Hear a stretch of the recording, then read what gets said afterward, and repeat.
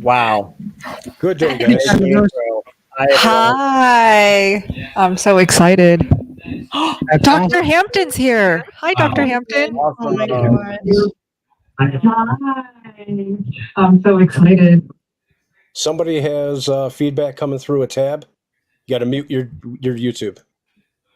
Okay. Everybody good? Sorry, guys. A little rough start. Howdy. We're back. We appreciate you guys tuning in. And today we have an awesome special guest here today from the Steak and Butter Gang. We got Bella, Raymond, Coach Raymond, and Coach Emily. And they came today to help answer all your guys' questions on what is priming and what is the Steak and Butter Gang. So we sure appreciate you guys stopping by. Michael made us an awesome new intro today, so that was awesome. And yeah, just I guess we'll start out. If you guys wanted to put your questions in the chat, definitely want to use these guys as a resource while you got them today. And if you can just put cues in front of your questions, that'd be awesome. We're gonna kind of start off by getting everybody introduced and let you guys kind of get your questions rolled in. So how was everybody's Thanksgiving? Good. Awesome. Yeah. It's great. Yeah, I had some surprise last minute throw-ins that I used. At the last minute, I was like looking around at all the things we had and like, we don't have enough meat. So I did end up picking up like a 3-pack from a local barbecue of just like different kinds of meats because I heard this thing called FOMO. It's a full of meat options, I want to say. And I was like, yeah, come on, let's bring some more options. So I went and got some wings, some steak tips, and some brisket. And we had, quite a bit of carnivore food already. It was like, let's just level this up. And so I've been eating off of those leftovers ever since. And it's been amazing.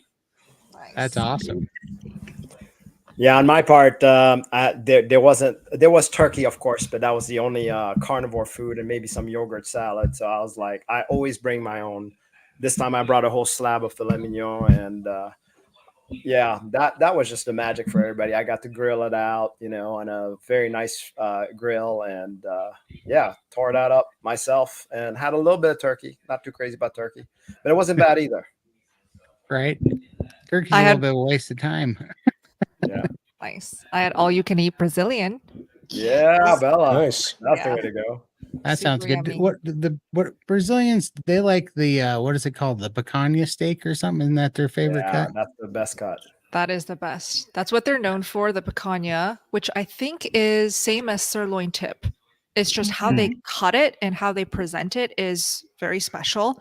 And then when you grill it the way that they do, it is so delicious. No, that's awesome. Yeah, I think what is picanha? Isn't it in the United States? Isn't it called like a sirloin cap steak or something? Yeah, exactly. Yeah. Yeah, I've had that before. Those are delicious. Yeah. And really reasonable price too. It's cheaper than New York's for sure, and they're right up there for sure. Yeah. Let's see. How about you, Michael? How was your Thanksgiving? My Thanksgiving was really kind of boring. I just I took a nap around 3 o'clock in the afternoon, and I got up and I just made a hamburger patty. I was going to make a roast, but didn't feel like it. Too much work. I hear you. Nice. We Well, don't have Thanksgiving here, but I was thinking of you all. Thank you, Linda. Oh, That's all right. I was thinking of you because I fasted, so me and you had the same Yeah. Thanksgiving. Oh, you were on a fast day. Right on. I was on a fast day, and then I was like, oh, I should probably just skip it. And I was like, well, why? This is if it actually was going to feel really good to fast on Thanksgiving. So I was like, I'll just do that, and that'll put the holidays in their place. Yeah, you just get that sense of groundedness that it's not about the food, it's about the fellowship, it's about the Right. people, it's about the thankfulness that we have in our heart. And why do we need to make this about food obsession? Our food is nutrition. It is just what we eat for our fuel. I do want to do a shout out to Dr. Hampton because on Thanksgiving morning I had the honor of watching his live with Carrie at Homestead How, and boy, did they knock it out of the park. Anybody that's on that curious about if carnivore or low carb or fasting can help you with cancer journey, he gave just the best presentation I've ever seen on that topic. So I'm very thankful to be in this community, to be with you guys, and that was my Thanksgivings are so much more special now that I call it Steaksgiving. I don't call it Thanksgiving because I'm a steak girl. yes. Yeah. Every holiday means a lot more to me now that I'm eating carnivore. Yep. Well, I actually have a question for everyone. Let's put this question out for everyone watching in the chat to answer as well. What is this your first zero carb or sugar-free Thanksgiving? Is this your first carnivore Thanksgiving? And if it's not, what is it? The second, third, fourth? Let us know in the chat. It's my fifth now. My first. Your first, Yes. Michael? Good. First, awesome, Congrats. Michael. Wow.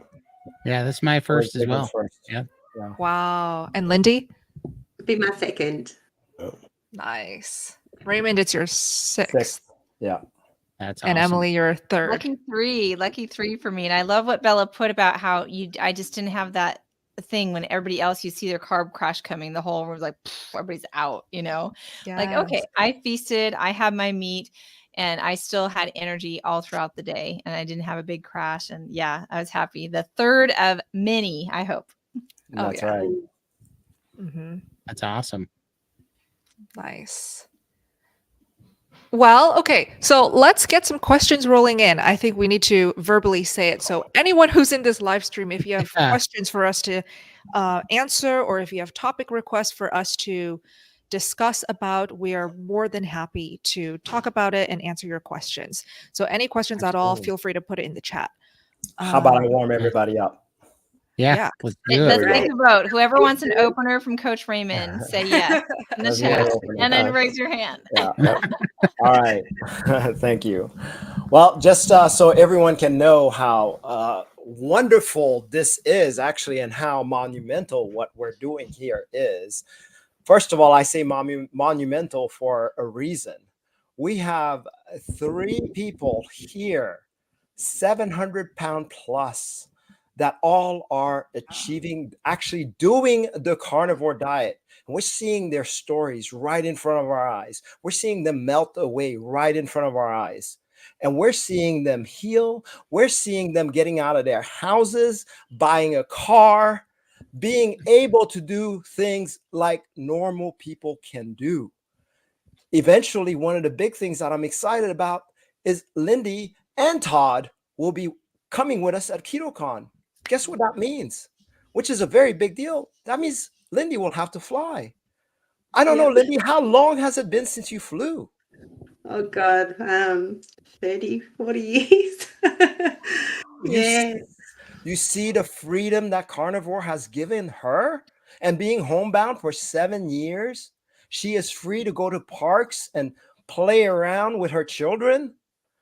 This is what this is all about. This is what we want to shout out loudest, because we want to say, hey, it's not about the drugs.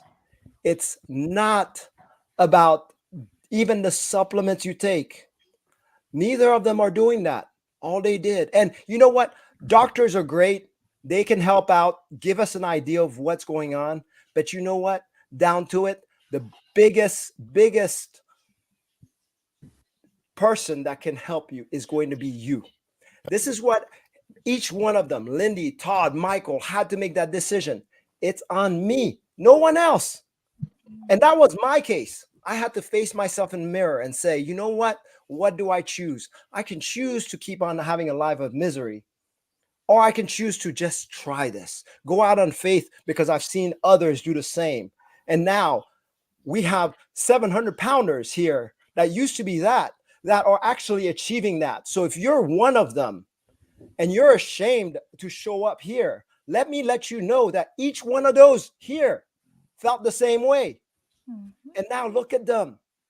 They're beaming with pride, telling you their achievement. They want to change your lives too, because how much their lives changed. So we're all screaming at the rooftop because it changed mine. And we want to change as many people as possible, because it is up to you. It is up to you to decide, hey, you know what? Do I really need this donut in my hands? No.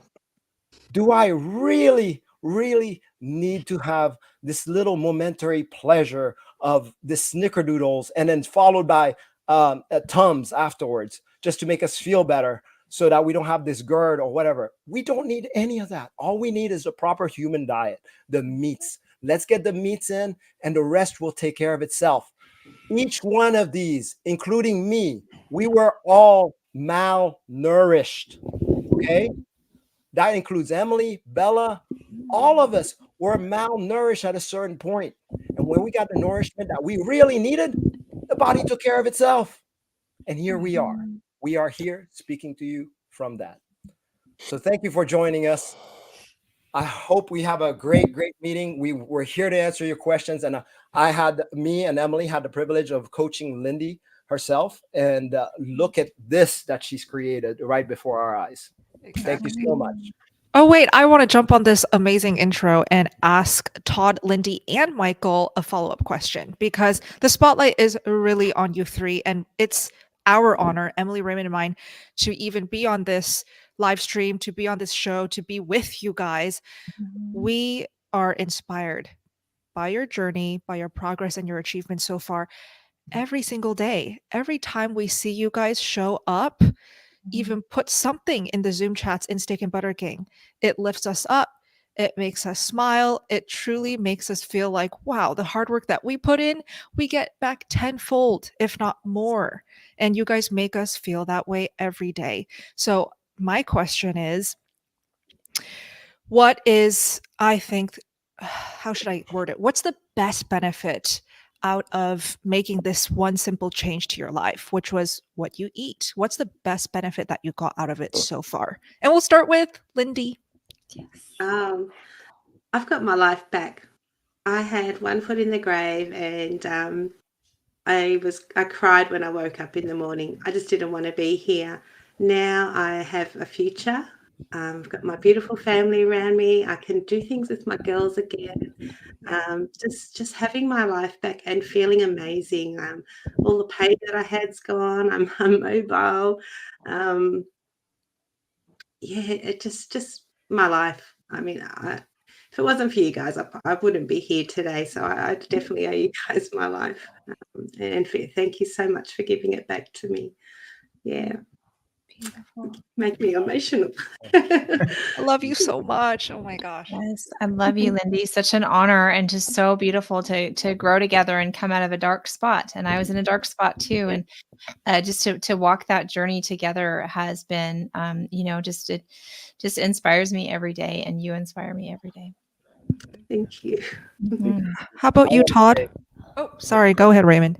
No, I just wanted to say real quick. So, as much as us as coaches mattered, I want to really put an emphasis on the gang and the community who kept on cheering Lindy on at the same time as she was going through her journey. And I feel like that made such a big difference for having so many people care about you and cheering you on. And I just want to highlight the community aspect of this also. Yeah. Thank you, coaches. Let's go to Todd. What's yours? Man, it's hard to pick one. I think freedom and control really Mhm. is the biggest thing, because I never felt in control of anything. My health, I didn't feel in control of my health, my diet, nothing. And it's hard. See, it was like being stuck in quicksand. The harder you tried, the worse it was, the deeper the problem got.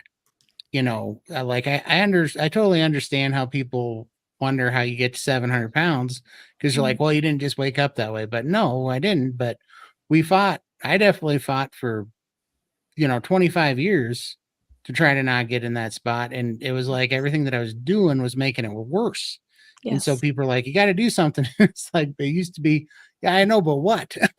Right. What is that something? Like everything I'm trying is not working. And I did a lot of things that were crazy, and I didn't eat for basically 17 months. I ate, 2,000 calories a week for 17 months. That worked. I got down to 337 pounds. Was getting sick as a dog, was breaking things, my rotator cuff, I had knee surgery, I was like, my body was eating itself. So then I started eating again. I gained 300 pounds back so fast. It was crazy. Like I could not stop it.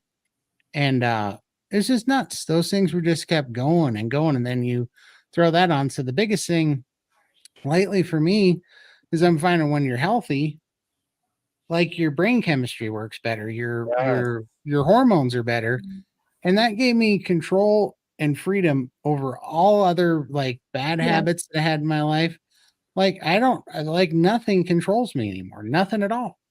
So this isn't even about just losing weight. I got all my mobility back. I'm off all the stuff. That's why I called my channel the Carnivore Cure, because a diet didn't seem to give it justice. It was the cure for all this crap that was plaguing me, that it was out of control in my life.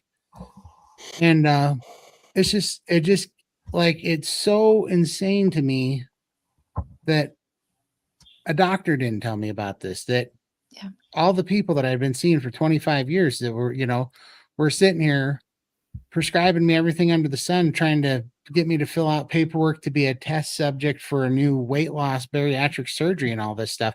They were willing to put all that there, but all it took was just eating meat. The stuff that they were telling me not to eat, that was bad for my health, that was going to make my heart explode and all this stuff.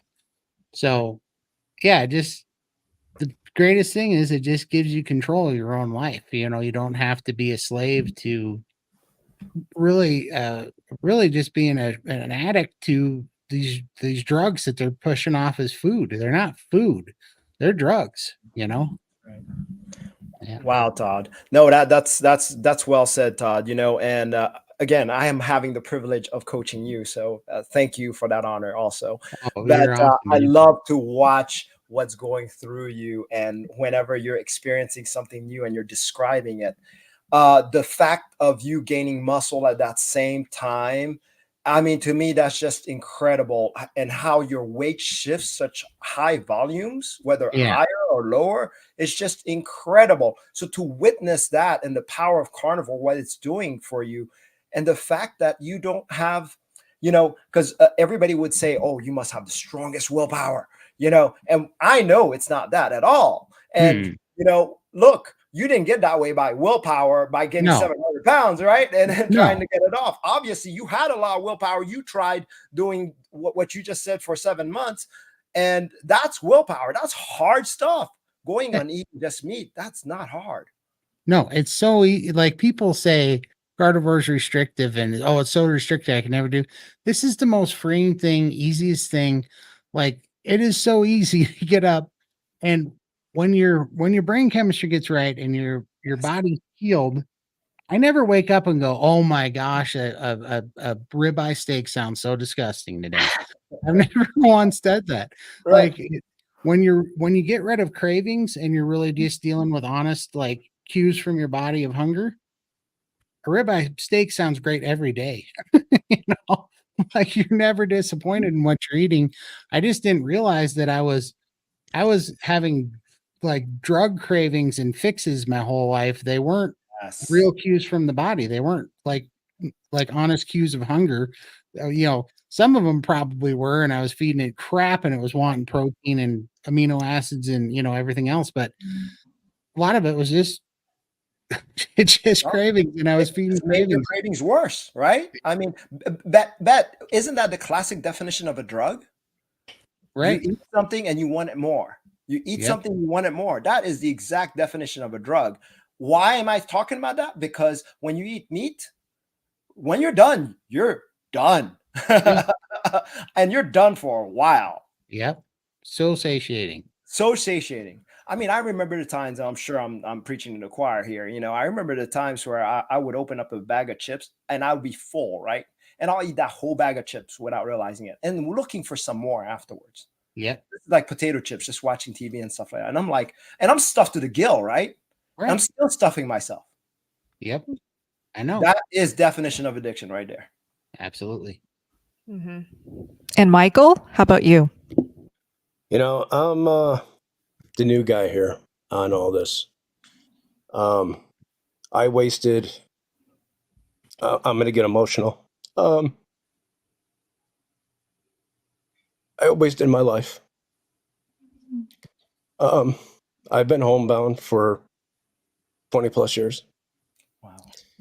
And finding this, I've done a lot of weight loss. I tried all my life to try to lose weight, and nothing ever worked. Okay. I'd starve myself, and a couple months later, I'd be back with more weight. I'm 4 months into this now, and this has completely changed my life. I've given up all these years, and I look back making this intro and looking at my pictures and looking at the dates on the pictures of 2000, 1999, and thinking, wow, I didn't think it was that far back. But man, those years go by quick. Wow. Yeah. And before you realize it, you look back and there's 20 plus years that you won't get back. So coming into this 4 months ago, 5 months ago, when I started looking into this, and then coming across Lindy and Todd's channels and seeing where they've come from and where they are today. And I'm saying, if they can do it, I can do it. And on my birthday back in July, I made a decision that I have to change my life. This is my last chance to do this because I'm running out of time. And I'm surprised I lived this long. Yes. And seeing where they've come from and where they are today has changed my life. And now, if you know me, I wouldn't be up here. I'm the guy that would, if I went outside, I go out at 2:00 in the morning because I didn't want people to see me. I hid myself away for so long. And being up here is completely different than what I normally would do.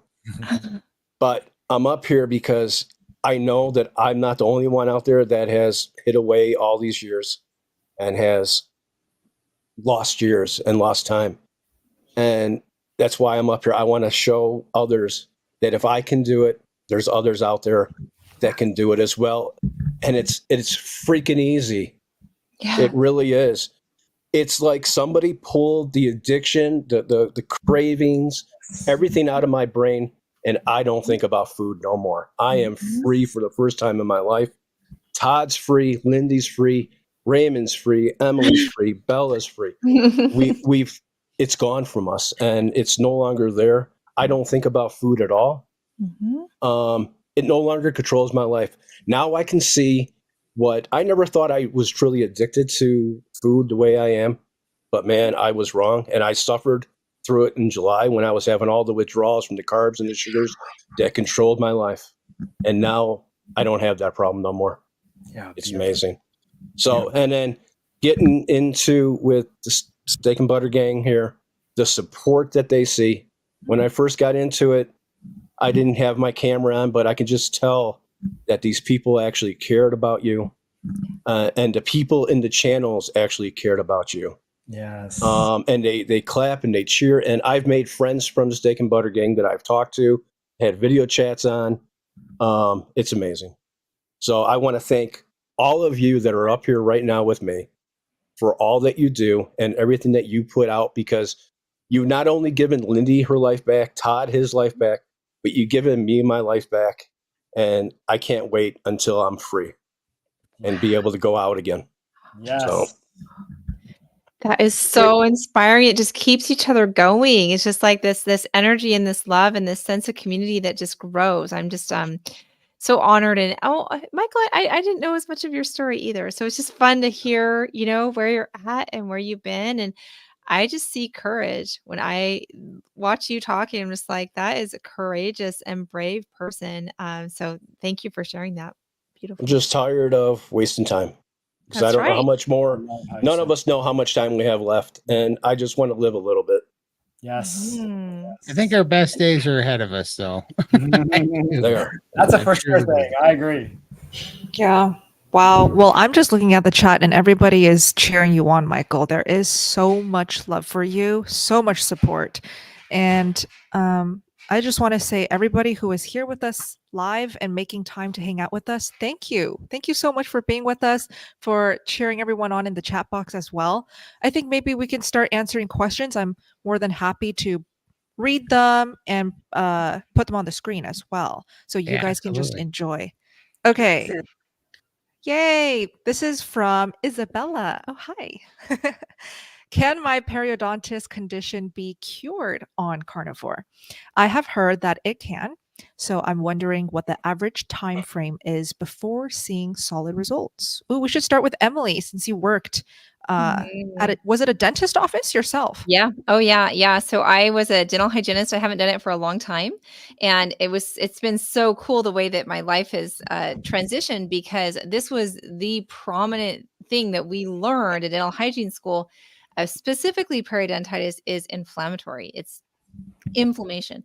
And we learned what feeds the bad guys, what feeds these microbes that advance into the pocket of the gums and make the pocket go deeper and deeper. And they are gram-negative bacteria. And so they feed on carbs and they feed on not being disrupted. So there's a couple pieces. So the periodontitis, you have a clinical perspective, the cleanings, there's things that you can do, antimicrobials and things like that. But the environment and the body's immune system, to me, periodontitis and gum disease is sort of another manifestation of insulin resistance and a weak immune system, a system that is not able to fight well and is not strong. So we know that, fasting and carnivore, that these two, specifically, we're talking about carnivore today, are the things that you can do that will lower inflammation more than anything else. So absolutely, this is going to improve any systemic issue that is inflammatory based. And so gum disease, 100%. And I love what we learned this kind of early in the dental world, is we're not, our mouth and the microbiome that we have in our mouth is related to our entire body. We're not just like, you just cut off the head and our oral health is a separate issue. It's all related. And, that's what we'll see. Our toughest healers are often have health problems, and diabetics, and smoking is a big issue with that too. But absolutely, this is something that a carnivore diet will help. Timeline is individual. I would think within 6 months, you're going to be seeing improvements. And what I mean is pockets will be shrinking, and you will have less bleeding.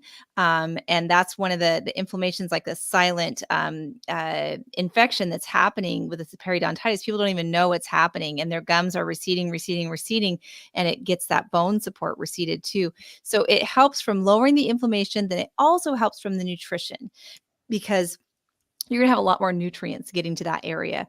You're just going to have a stronger circulation, a stronger, you need healthy nutrients to make that periodontal ligament, which holds the tooth in. These are all nutrition based. And so a lot of it is when Coach Raymond is saying that you're in a malnourished state, then things are going to start falling apart. Bones are going to break. Teeth are going to start coming out. They're going to lose that support. So absolutely, anti-inflammatory carnivore is going to be helpful for sure. Let's feature Phil's comment. So I'm going to just read it. And by the way, we love hearing from you. So put your experiences for each question in the chat and we can feature it too. Phil says 60 days into carnivore, I had the best dental exam in 5 years. Yep. Yeah. And only 60 days in. So that's incredible. Wow. My 7 millimeter pockets around 2 of my teeth regressed to 3 to 4 millimeters. Next checkup in 2 weeks. That's really fast results right there. Yes. Dramatic results, going from 7s to 3s. Your periodontist, your dentist, and your hygienist are very happy. Yes. Yeah. We'll do this one from Missy. When I started carnivore 5 weeks ago, some of my teeth were so weak that I could not chew steak. By week 3, I already could crunch on pork rinds. My gums do not bleed anymore. Yes. That's incredible teeth healing. Yeah. Inflammation's coming down, and that grip, that periodontal ligament is strengthening there. It's muscles, connective tissue, bones. What are we eating in this diet? We're eating things that feed those structures, that feed that tissue. Yeah. Do you have comments on this, Raymond? I love it. So on teeth, I definitely do have a comment. So I was so impressed at what carnivore diet did for me. I think I was 2 years in at that time. I decided I'm just not going to brush I was going to do it for a whole year, but I lasted 10 months. I didn't brush. I didn't floss, just to see what was going to happen. I have a wife, so I still was kissing her. She didn't notice. So that means bad breath wasn't really happening. So, down to it, I could just wipe with like a paper towel just to get the slight grind that would come off of it. And that was it. And I went on a dental checkup afterwards. And she's like, yes, you have a lot of plaque, but no cavities. And it was so profound, because I even told her I did 10 months. Obviously, she could kind of tell because of the plaque buildup without brushing and all. And she said that, see, I was telling the dentist in the medical school back then that plaque has nothing to do with cavities. She was actually trying to tell me about how her hypothesis, saying the hypothesis in the textbook was incorrect. In the textbook, it says plaque leads to cavities. I had no cavities, plenty of plaque. So she was like, and I was like, good, I'm glad you shared that with me. And it was nice of her to share that with me. So I don't know if she pursued it further or not. But what I'm trying to tell you, everyone pushes brushing your teeth, flossing. Now, I'm not discouraging that. Please, please, please, by all means, don't do what I did. Okay. I'm just trying to prove how much the carnivore diet really does for us. I am back to brushing like normal human being. No, I don't know much about teeth, but because I've never seen a dentist, but I know that my teeth had receding gum line forever, and my teeth bled. Like every time I'd brush my teeth, it would look like I committed a murder in there, and it was terrible. Mm-hmm. My teeth haven't bled in 4 months now. Nice. And which is incredible because that was my entire life, and my gums have all came back and they're tight against the teeth again. I don't know what any of that's called because I've never went to a dentist, but my teeth are in the best shape they've ever been in my life. Yeah, Beautiful, amazing. That's a lot. How about you, Lindy? I have severe periodontal disease. I've just spent $6,000 on my teeth. The periodontist actually told me I've got 2 choices: take all my teeth out and have dentures, or we can just give it a clean and see what happens. And obviously I wanted to keep my teeth. I did lose 4 of my front bottom teeth because I actually had a fall a couple of years ago during COVID, fell in the hallway and actually knocked my teeth. So they were very, very loose. But I've got all the rest of my teeth. I've had 2 cleanings, and My gums are no longer bleeding. They're no longer inflamed. Wow. I haven't had another check to see. Like, I think my measurements were like 8 and 9 millimeters or Oh, something. wow. Bad. So, Uh-huh. so severe. Like, you could actually wiggle all my teeth. Sure. Oh, They feel much stronger now. I don't have that wiggle. So I'm looking forward to getting another scan or, an X-ray to see if that's all improved. And I'm hoping to do that in the new year sometime. And then I'll have sort of more results. And I'll definitely do a video on that because, I don't want to lose my teeth, but of course. it was very severe. Wow. Yeah. Something that I've noticed with teeth is before when I would bite into something icy or cold, it would hurt. Now, gone. So that's something that I feel like is quite unique. Although I don't bite into anything cold anymore. It's just that, yeah, because that's something I changed. Now that I'm 5 years in, I play around with a bunch of different variables, just like Raymond, maybe not as hardcore, but I definitely observe. So we're all very curious to know what teeth benefits, changes have you felt so far with your carnivore journey? And with Yeah, that, I had yeah, a go ahead. specific type of stain called black line stain. It's a microbial stain when some of the little microbes that are in there leave a little trail of black stain on your teeth. Wow. And and that has gone away since I've gone carnivore. So, it's cool. about the microbiome, the health of the biome in all throughout our bodies Right. really changes and responds beautifully to carnivore diet. Yes. That's awesome. Mhm. Let's do another question. This is from Sandra. Put it up. Okay, Sandra says, I did some gentle exercises and breathing, for example, lymphatic inspired, but DC learning to live. I'm in agony 3 a.m. this morning. Should I push through? And then in parentheses, spinal. Okay. I think she's trying to fit it in as little words as possible. But- DC Learning to Live is another YouTuber, and I think he's a Oh, okay. physiotherapist or personal trainer or something. Oh. Yeah, so she was saying inspired by him. But yeah. Oh, got it. My DC learning. Got it. Okay. Yeah, and I know that Sandra has, I think she may have had surgery on her spine. I'm not sure if she has a fused section in her spine or something. So she is struggling with exercise and is limited to what she can do. Okay. Focus on nutrition, exercise. Okay. So don't get me wrong. Exercise is important when you're able to do it. At that point, the best thing you can do is rest and eat the proper carnivore food so you can gain enough strength. And when you gain enough strength, you'll want to exercise. At this point, all we're doing is causing more damage so that the body can fix. So it's kind of just be wary of that. Don't exercise, let yourself heal, eat the right proper meat. And when all those kind of feels a little bit better and you have that want to exercise, start by walking. Yeah, I don't think the key words here is push through. You should Yep. not have to push through anything, Yes. especially if you're in pain. And I hear Emily and Raymond repeat this over and over and over when they're troubleshooting in the gang.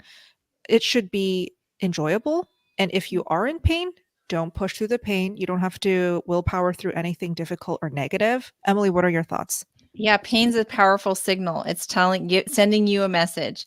And so I think it's important to listen. And so, with some of these cases, you can add something to reduce pain or take something out. So I just think that when it comes to physicality, listen to your body. And there is, from our perspective with carnivore, there's so much healing that happens from getting that nutrition right. And then hopefully you'll find the right modalities with the right training, with the right, techniques that can get your body in a better spot. But healing first, nutrition first. Yes. Okay, let's do another question. This is from Keith, Carnivore Keith. There Hi, he is. Keith. So happy you're here. He says, what's everyone's thoughts on soda water, which is also sparkling water? The one I've been trying says 0 everything. Oh, nice. Todd is drinking it now. But it tastes sweet to me. Interesting. So I definitely feel like different brands of soda water and sparkling water have different. Wow, you all you all have some on hand. I just have water. Soda stream. There you go. Theme. I have my hot water here. So There you I'm not go. drinking anything cold anymore. But when I do have sparkling water, I just have it room temp, which I'm sure a lot of people think it's disgusting, but I love it. It tastes sweet to Keith. Is this normal, Raymond? What do you think? Oh yeah, absolutely. Gosh, and it's actually very annoying at first, but that will settle too. So it's not constantly going to taste sweet. So it's really more of a sweetness from from what I found out is especially when I'm in kind of a deeper ketosis, almost everything tastes sweet. It's kind of annoying. So once you steadily start eating like a regular, the sweetness really goes down. Emily, tell me your Yeah. experience. I just think watching ingredients is so important. And I have noticed that sometimes, because this soda water trend is so big right now in the space, and some of us really like plain. I prefer plain, but there's so many different flavors. I've heard that there's, flavors you can get made by Jelly Belly that's a chocolate flavored soda water, whatever. So I don't personally enjoy those flavors very much. I kudos for looking at it, because there are sweeteners in some of them. It can say 0,000, say on the nutrition label. It will say, 0 carbs, 0 protein. It can say all zeros down there, and there sometimes can be really sneaky getting stuff in those ingredients lists that will have a sweetness to them. So as long as you're kind of, using your wisdom on there and watching out for anything that ends in OSE. If it's OSE, it means sugar or fake sugar. And so it could be, there's all kinds of fake sugars that could be in there that could be adding to the sweet. So just kind of look for those ingredients. You want 1 or 2 ingredient drinks is, what you're looking at. And watch out for those sugars, because I have gotten some on mistake. My husband's got me some before, and I've taken a drink. It's like, oh, so sweet. So yeah, as long as you're doing your homework on that, then I prefer plain, because I like a sour, bitter palate, and that's just the palate that works for me. Let's go around the. Oops, sorry. Go ahead, Michael. I just want to give a little shout out to Carnivore Keith there. Yeah. He's another one that has changed his life. He went from he's going to probably be mad, but he went from over 400 pounds down to 260, I believe he weighs now. That's right. Just doing carnivore. So it works, people. It works. Yeah.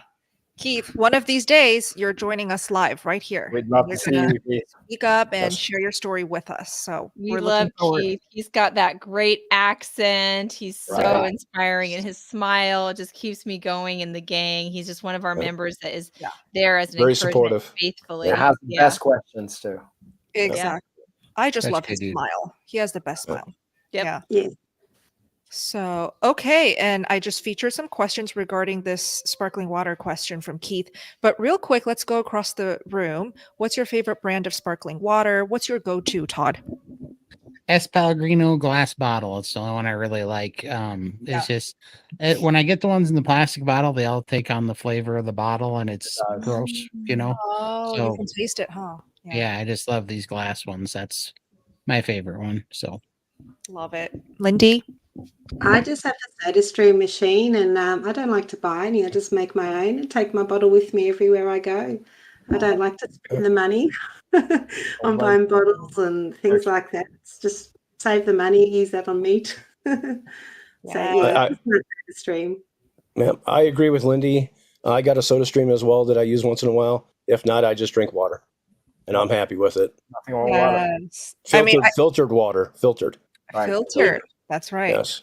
I saw a lot of comments in the chat that even water tastes sweet now. Water tastes so good. That's just so incredible to me. Happened to me too. Where it's just like one water from the next water, I can taste the flavor difference. We're just so acute with our taste buds. And Emily. Yeah, you guys are going to, I don't know if you guys are going to recognize this brand or not. I like mine in a can. I might switch that because I like the glass bottles, but it's called Shasta. Do you guys remember Shasta? But I do. It's plain. It was like a little song. I want to pop. I want to Shasta. And so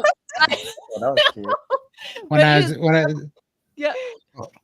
gonna say when I was the Shasta brings back memories, because when I was a kid, all of our soda was Shasta, because my dad was hilarious. He goes, I'd say, Dad, why do we got to drink this terrible soda? Why can't we have Coke? And he's like, because you guys drink it too dang fast. That's why you got to have the crappy flavored stuff. Exactly. Oh, Oh, That's funny. And Raymond, what's your favorite or go-to? Favorite go-to is probably the Kirkland soda from Costco. Oh, yeah, got they make one. best They just call it Italian mineral soda. I Italian think, mineral right? soda. Yeah.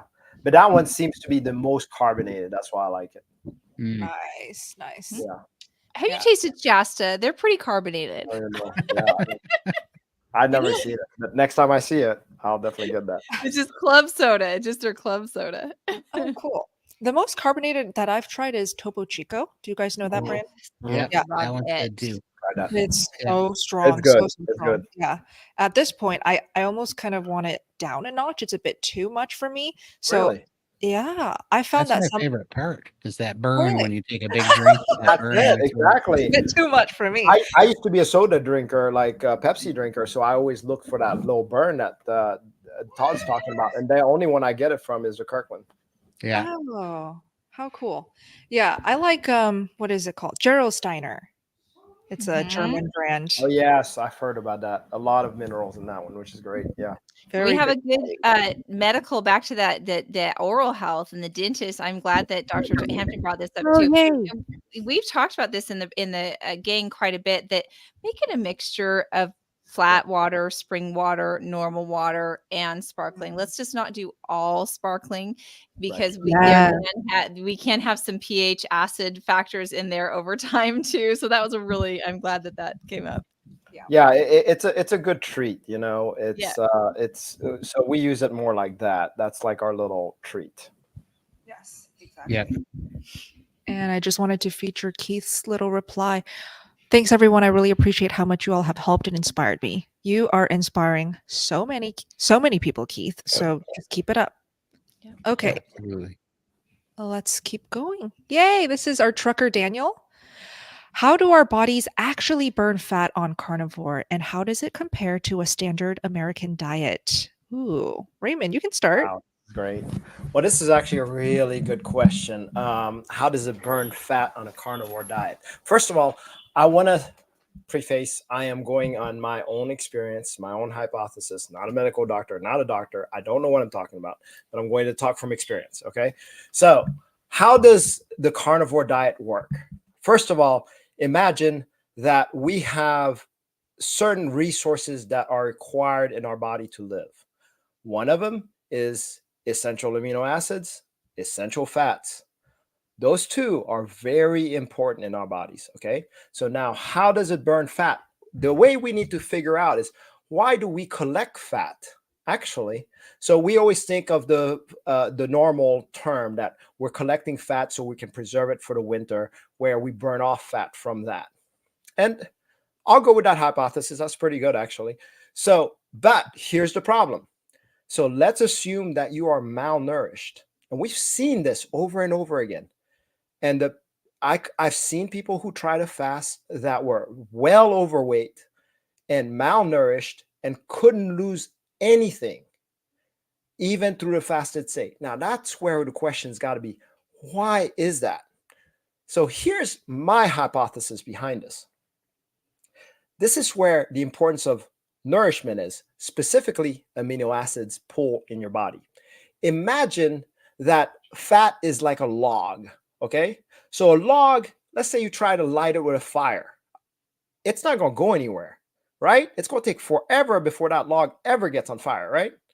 But if you put a little kindle behind it, little smaller sticks, build it up, it catches on fire.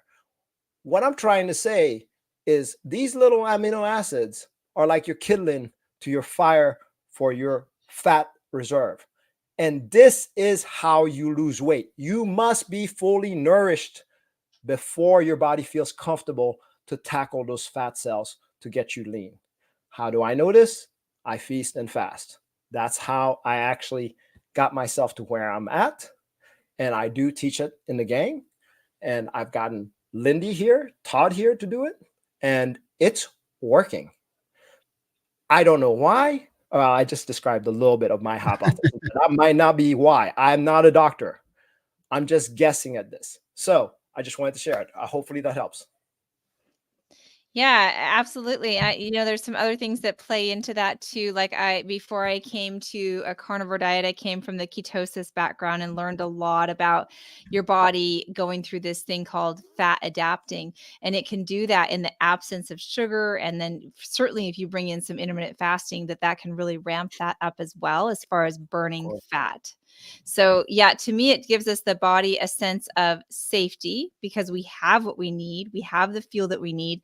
A carnivore diet is, you don't want to go low fat. You want to go moderate, maybe sometimes even to high fat. And it trains the body and gets the mitochondria and the cells and gets these things going that where they can easily burn fat. And then I think, for a carnivore diet, you can switch really easily between the gluconeogenesis when you need it. The body just gets trained to do that in a zero carb environment and no carb environment. It trains and learns how to shift between the two. To me, what's different and what was different for me about a carnivore diet is everything is so protein sufficient and there's enough protein. There's enough of these essential amino acids that Coach is talking about that my body could keep doing it. And so I didn't ever tank out my reserves and get the cravings. And so a lot of it is the hunger signals come in line on a carnivore diet as well. And so you're dropping the cravings. And so you get actually distracted and you forget to eat. Well, maybe we'll give you a schedule and do it on a fast, but sometimes people will just do that intuitively because they are so nourished, they're feeling so good, they'll just get distracted. Well, what's your body burning? It's just automatically burning the fat. So to me, the main differences between that standard American diet approach is that you've got blood sugar highs and lows all over the place, and you have non-satiating, specifically designed foods that are keeping you hooked. And so it keeps your brain. And so, yeah, you're just constantly diving back into these junk foods that aren't giving you the nourishment that you actually need. So night and day difference. You're going to, you can lose weight on a calorie restricted diet, but you just get so malnourished in the process. Your hormones are going to win and you're going to go back to that bad food. I feel like carnivore satisfies your hormones. And so that's a big part of why we will burn fat on carnivore is our hormones are happy, including your satiety hormones.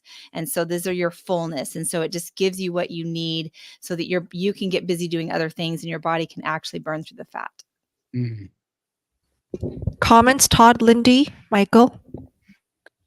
I don't know why it's burning it, but I know it is because when and this would go to how I got to the steak and butter gang too, because I stumbled into carnivore on my own and I had success with it at first, and then I stalled out pretty hard because I did OMAD for 9 months, and at like month 7 I didn't have the energy I once had on OMAD and carnivore. My energy was slowly dropping.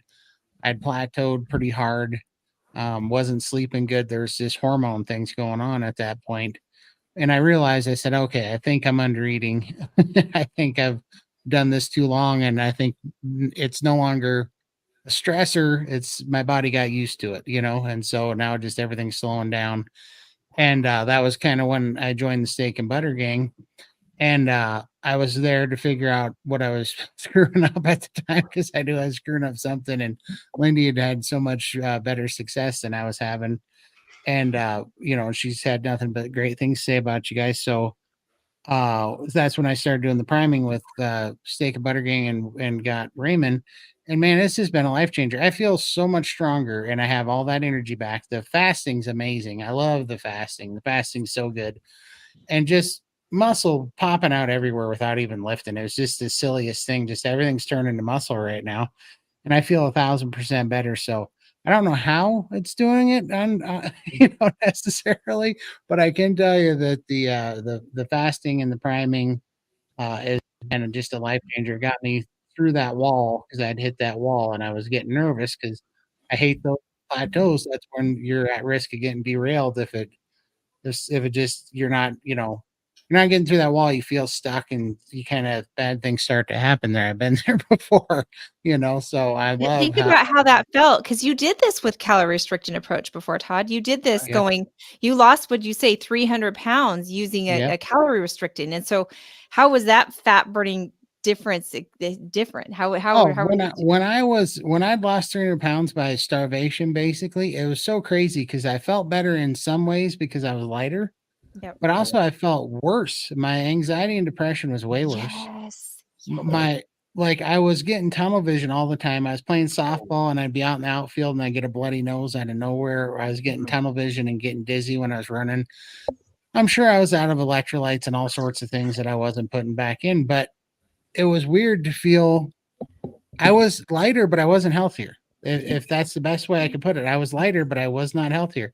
I had pictures I found of me when I was lighter and I had inflamed face, dark circles. I remember feeling terrible lighter too. It was a little easier to carry the weight, but my lung issues didn't clear up. I still had terrible oxygen saturation levels. When I was 18, I had an oxygen saturation of 88% my whole life. Just never could breathe. That is low. As I sit here right now, even when I was lighter than I am right now by 100 pounds, it was 88% saturation. Now I'm sitting here right now and it's at 96% saturation. I breathe better than I've ever breathed in my life. That's always been a huge deal. So it's just so much steadier. I always said before when I was losing weight. So wait, Todd, technically you should be on an oxygen right now then, right?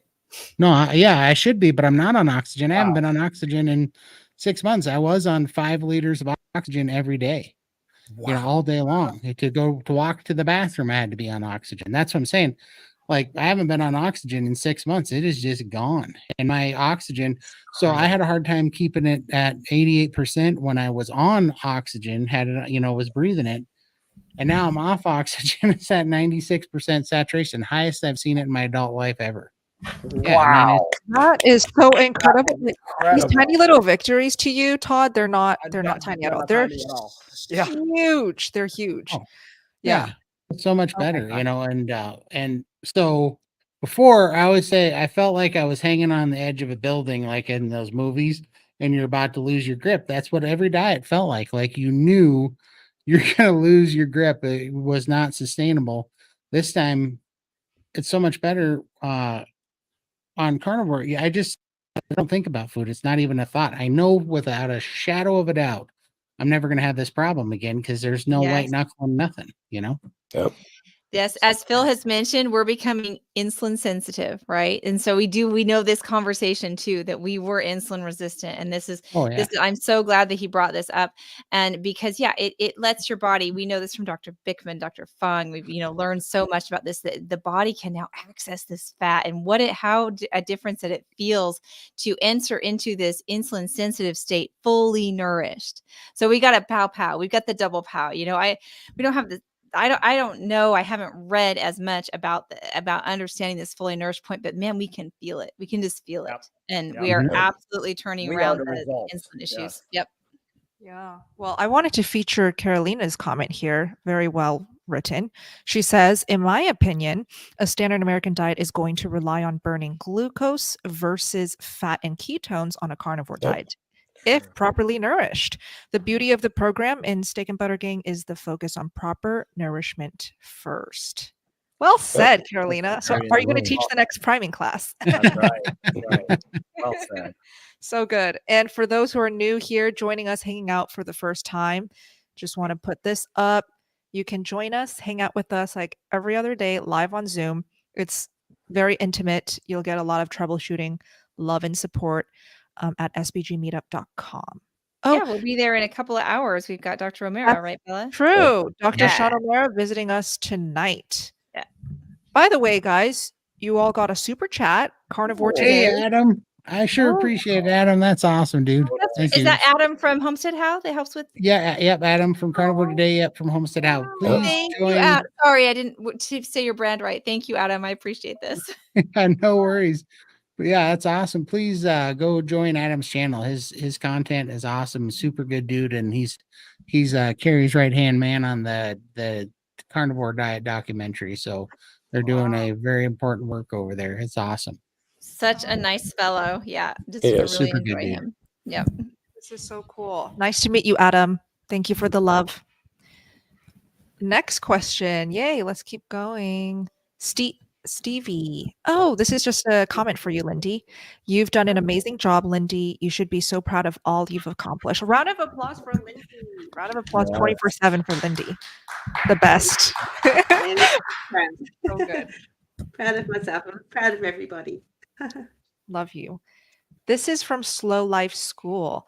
Carnivore for 5 months now. I'm down 55 pounds and getting really sick of food. I'm guessing that means it's time to start fasting. Emily, what do you think?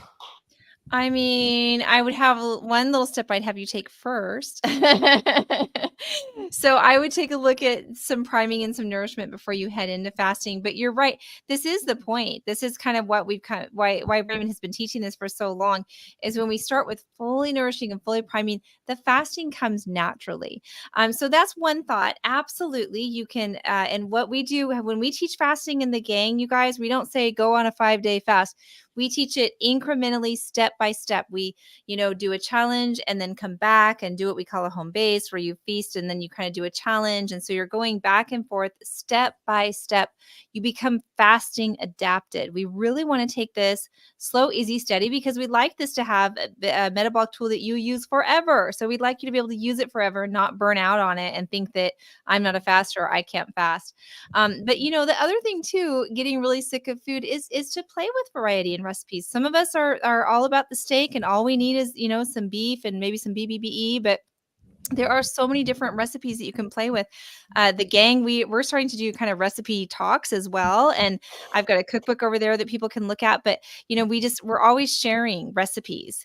And I know there's wonderful content creators on YouTube now that I've been learning more and more as I get into here. And, so there's so much out there, but sometimes just some variety, changing things up, experimenting with lean versus fatty, and experimenting with some new foods could be the ticket because I do want you to enjoy your life, which includes enjoying your food. So if you're not enjoying the food, we should tweak with something and play something and make it so that you really are enjoying the food.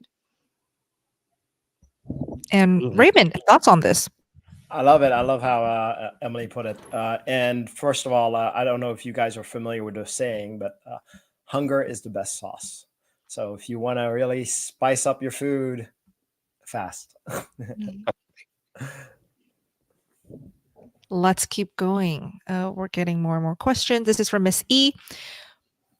Let's see. Oh, this is not a question. So I featured this earlier. So this is from Inez. 47 years, over 300 pounds. I tried carnivore 5-6 times. It does not work for me. I have huge cravings and I am only struggling, feeling bad, no motivation. Let's help Inez out. This is great to have Lindy speak on first, actually. What are your thoughts? Oh gosh, look, it took me a while to find my feet on carnivore as well. I struggled for 6 months. I had a lot of outside influences telling me, yeah, don't do it, you're going to have a heart attack. And I'm like, oh, at 800 pounds, I was on the verge of a heart attack. And it still played with my head because you have all those old dietary things in your head and what you should be doing and versus what carnivore was telling you to do. And that's when I reached out to Emily and asked for help because I obviously needed a lot more hand-on help, like coaching. So I couldn't do it alone, and she was able to help me sort of work through all of that. It did take time getting through those cravings, but you do have to sort of push through, find out what your why is. And my strong why was for my daughters and feeling amazing, getting my life back. And so every time I had those cravings, it's like, well, I'll have cravings, and if I cheat, I'll probably fail, and then I'll feel guilty, and I'll go down that spiral. And I had to avoid and break that habit. And so I had to stay strong and stay on track. And each time you did that, I got a little bit stronger. And was able to, continue on with the diet. So, but just having Emily and Raymond there, we were able to communicate in between meetings when I was feeling a bit down. I could just shoot them a message and say, look, I'm feeling a bit weak. Can you give me some guidance? And they'd give me a few options on things that I could do. And now I'm fine. I'm so strong. I can sit in front of people eating chocolate biscuits and things like that. And I'm just like, I'm happy to see them eating their biscuits and enjoying them. They can moderate. I know I can't moderate. I'm just happy just being there for the social. So definitely things like sweeteners, anything sweet triggers my cravings. And I've learned that just having a little piece of pumpkin the other day at my mother-in-law's, and I had that carp monster, calling at me again. And it was like, okay, I know now that I have to avoid all sweet things. If I do, I need to have a carnivore snack straight after to curb that craving. So being carnivore has led me to learn more about my body and how it works and how different foods trigger different things. So I do think there's a big hormonal element in that. And when you're fully nourished, it does help with that. So yeah, just stick to it. And yeah, join SBG again. These guys are amazing because I needed help. Some people can go through without any help and can do it on their own, and kudos to them. I'm envious of you guys, but yeah, a lot of us are not like that. What I'd like to know is, they said they failed like 5 or 6 times. How far along did they go? Because for me, I had withdrawal for like over 4 weeks. I was suffering, but I didn't give up. I wanted to get past it. So are they only going 5 days and they're suffering withdrawal and then they quit and they think that carnivore failed them because they're still got all that withdrawal in them. And you still have all those cravings, the sugars and all that stuff. Your body still wants. So you have to push through that. Like I said, it took me over 4 weeks to do it. And then once I got past that, each day after has been easier, and I haven't looked back since. Well, I'm looking at her original question. She says 5-6 times she's tried Right. it. She keeps getting huge cravings. I feel like that's maybe the Right. biggest hurdle that she keeps. I that keeps think her. she's going uphill and hasn't got over the hill yet to start getting Yeah. away from those cravings. She needs to get Well, past, or whoever that is, to get I past. failed when I was on keto. I failed for 2 years trying to get over those cravings too. So Yeah, me too. Yep. yeah. 1 year. And it's so, to me, it was like I just wasn't taking it serious enough. Really, I was still so funny because you feel like it's going to be easier if you ease into it and still have the seasonings and the old sad, the keto versions of the sad diet food. And that's what I just wish I could implant my brain into other people so they could feel this, because it's like, no, I know you think you think this is restrictive and hard, and you think that was the easy route into it, but it's not. That thing keeps you tortured. Right. When you get on this side, you're just free. And that took me, I mean, I even had to get rid of black pepper before, Wow. I'd take all the seasonings out. Yeah. I'd take everything out and just basically B and E before I finally got through it. But it was the greatest thing I've ever done because I am so free from any sugar cravings. Like the addiction's over, it's gone. So I don't know. I had to get real strict on it, but it only took 4.5 weeks to get through it. Once I was real strict, and it was over 4.5, 5 weeks. Yeah. Sometimes fine tuning is really good to tackle whatever's left in the diet that might be triggering you. So I think for someone who is beginner, like Inez, sweeteners. Are you having any sweeteners in your diet? Because we see over and over that sweeteners trigger those cravings. It keeps it alive, and that voice is always going to be there if you keep tasting sweet flavors. And Raymond, I see you thinking about this. Of course. I mean, my answer is going to be priming. If you can just prime, you'll see the difference where it just makes it so easy. I've had so many people come to me. I've tried this so many times and I've failed every time. And I told them to prime. And once they started doing it, a week in, 2 weeks in, and all of a sudden they're like, oh, wow, I know what you mean about food freedom. So Definitely join us on that for that, but I'll give you a quick synopsis. Just the idea of priming is never to go hungry. Before you even, if you're even thinking about food, eat some carnivore foods. Right when you wake up, you're eating coffee as dessert if you're insisting on coffee or any other type teas. This is the way to get through those cravings. Now, if that still doesn't work and you're just very persistent on it, a single banana a day can work for you. Now, of course, there are people that are like, well, I want the simpler version than that. This is too hard. So watch Bella's video. Bella has a video that she just came out with recently that talks about how slowly eliminating your portions down to the point where you can actually start carnivore. That works also. So this just depends on your choice there. Yes. Keep us posted, Inez. I do want to say one more thing. Just remember something, Inez. Don't beat yourself up about this. Remember, your best day on carnivore, your worst day on carnivore is your best day on carbs. Okay, no matter what, you're doing way better on your worst day on carnivore than your best day on carbs. Just to let you know. Absolutely. So that means you are winning just by trying.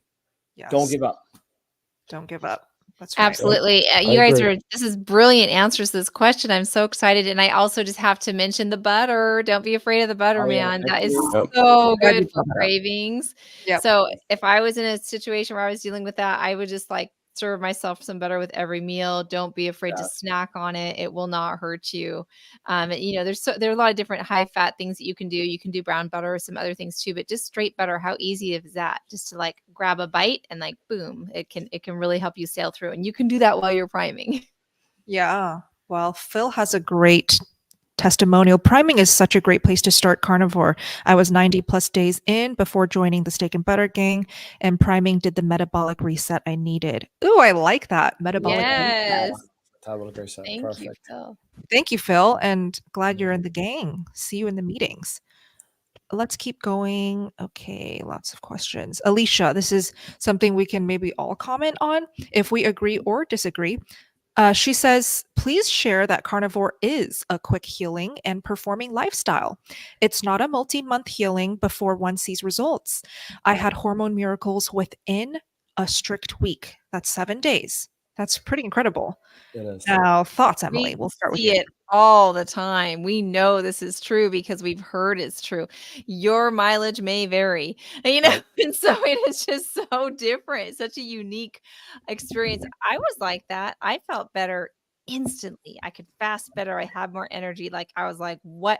I was only going to do 30 days. I did the Dr. Baker has a challenge. The World Carnivore Month is January, right? And Coming so mine up. was Coming up. That's right. So I was 2021. I was like, I wasn't planning on doing it more than a month, but I felt night and day after a month in. I'm like, I cannot stop this. I feel so good. So congratulations on that 1 week in strict carnivore. And this was interesting too, because this was an approach that she tried was a strict approach. You can, there's just not one way to do this. And there are as many unique thousands upon thousands of success stories. Some of them are short term and some of us, are what Bella calls a sensitive healer. And some people, it does take longer for it to kick in. Yeah. I'm so curious for anyone who's in the live with us, put it in the chat box and share around what time frame did you start feeling, seeing, noticing any type of results, benefits, improvements? Thoughts on this, Raymond? Yeah. So I just like Emily said, I agree. I've seen people who heal like right when 3 days in a carnivore diet. Now, let me give you a caveat because I just had a client that just stated this to me. So she's actually been carnivore for close to a year. And she's a faster. And she decided to take the fasting route, carnivore route. And she was grumpy, not feeling good. She had some good results, but not like what she's been seeing, full of energy, good moods, all of that. And then she contacted me and she's like, I think priming's the answer for this. And I was like, yeah, let's do it. Within a week, she saw this huge difference of her mood lifting. She said that her son couldn't bother her anymore. Meanwhile, the slightest noise that he was making chewing his food would trip her out. And now nothing seems to be bothering her. Her mood was stable. Everything was stable. The only downside is she had a little belly from this. But I was like, isn't that worth it? Where her husband even noticed, wow, you're so calm. It's like what happened? So what I'm trying to say is if you really want result from the carnivore diet, please feed yourself, because that is where the answer is at, not starving yourself. It's very easy to get tempted into this because the carnivore diet is actually very satiating. So you don't think you need to eat much. And you think automatically that, hey, if I eat less, I'm going to lose more weight. Yep. And that doesn't happen. That's just going to drive you more and more crazy. You need to eat as much as you can until your body says, I don't want to eat anymore. Then fasting comes. Yes, yes. Ooh, okay, let's feature some of these comments. Karen Miles is here. Hi, Karen. Karen, love Queen Karen. of meetups, by the way. Check Karen out on Instagram. If you want to attend her amazing meetups, she has the best. So she says, SBG OG. oh yeah, she was one of my SBG. first Yeah. ever SBG members. I just can't believe that she is still consistent every day showing up. So amazing. Day 3, my ankle pain stopped after going carnivore. Day 3. Incredible. Congrats, Karen. And Gail, let's put this one up. I felt better in a week, but gradually got worse again due to mold exposure and SIRS. Yep. Okay. Still under eating, but feeling better nonetheless. Oh, I wonder what is causing you to undereat. More meals, more snacks throughout the day for sure helps. Mia, me too, not healing as quick on carnivore. She's 1 year in. And this, we also see a lot of cases. This is also normal. You don't have to feel like, oh my gosh, something's wrong. I'm not doing something the best I can because I'm not healing as quick as, for example, the other person who we just featured. Everybody's timeline is going to be so personal. Anyways, yeah, keep. I do want to comment on that. Why is that? Why is that is what we need to ask. So everyone has different levels of exposure to tox and sensitivity, genetic sensitivity to certain exposure, just like the SIRS, mold. All of these, what do they really do if you think about it? So these toxins actually attack pretty much the gut. And the gut is where it needs to actually assimilate the proteins down to actually creating your food, which is your amino acids, right? So if you're not breaking them down properly, you're actually not getting the nutrition that you're supposed to. As a matter of fact, these proteins, any proteins that goes through a leaky gut ends up being a weapon against you and that's what causes autoimmune. So with that, we need a kind of a gentler, smarter approach. And we do have that also. We have a way of priming for that, the smaller meals throughout the day. And we're looking into other avenues to actually make it easier for the people who have these conditions. But this is what I love about community. We get to learn from one another. We hear from people like you saying, hey, I've got SIRS. Is there anything we can do, to enhance that or to try these? And this is what we tackle all together. This is the beauty about this community, is we can watch out for each other. And I love that. I love having a community here because we have a lot of smart people here. And I really rely on all of you. So thank you for even being here, willing to chat and willing to comment, willing to hear. I want to hear your opinions. Every opinion counts in my mind. So thank you. Something for me that I've noticed, along with the weight loss and everything else, I had real bad eye floaters for many years. And within the 4 months of doing this, they're gone. Wow. And me and Todd were talking about it as well. And Todd noticed that after I brought it up to him, his were gone. Yeah. Right. You don't even realize it, right? You're like, wait a No. minute, that's what I had that too. I know I've had No. that same instance. Somebody else had to remind me I had this problem. I know, you forget. It literally, so many little things change. You forget. Like, I got to go get new glasses because these glasses were for my stigmatism before carnivore, and my stigmatism's gotten better. So now these glasses aren't the right prescription. I got to go get new glasses. Now that's amazing.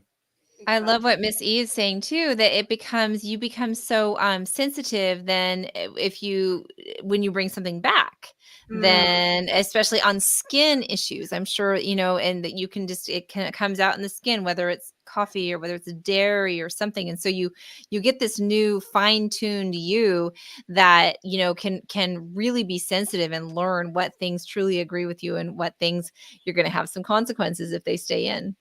Yes. Yeah, that's another thing. Like I used to have all this dry skin around my nose and around my ears. Oh yeah. It was forever. I couldn't wear a black shirt like this because it'd be covered in little white specks of Flakes. nonsense. Oh, Couldn't figure out what it was. I haven't had that in 6-7 months. My skin just got better, yes.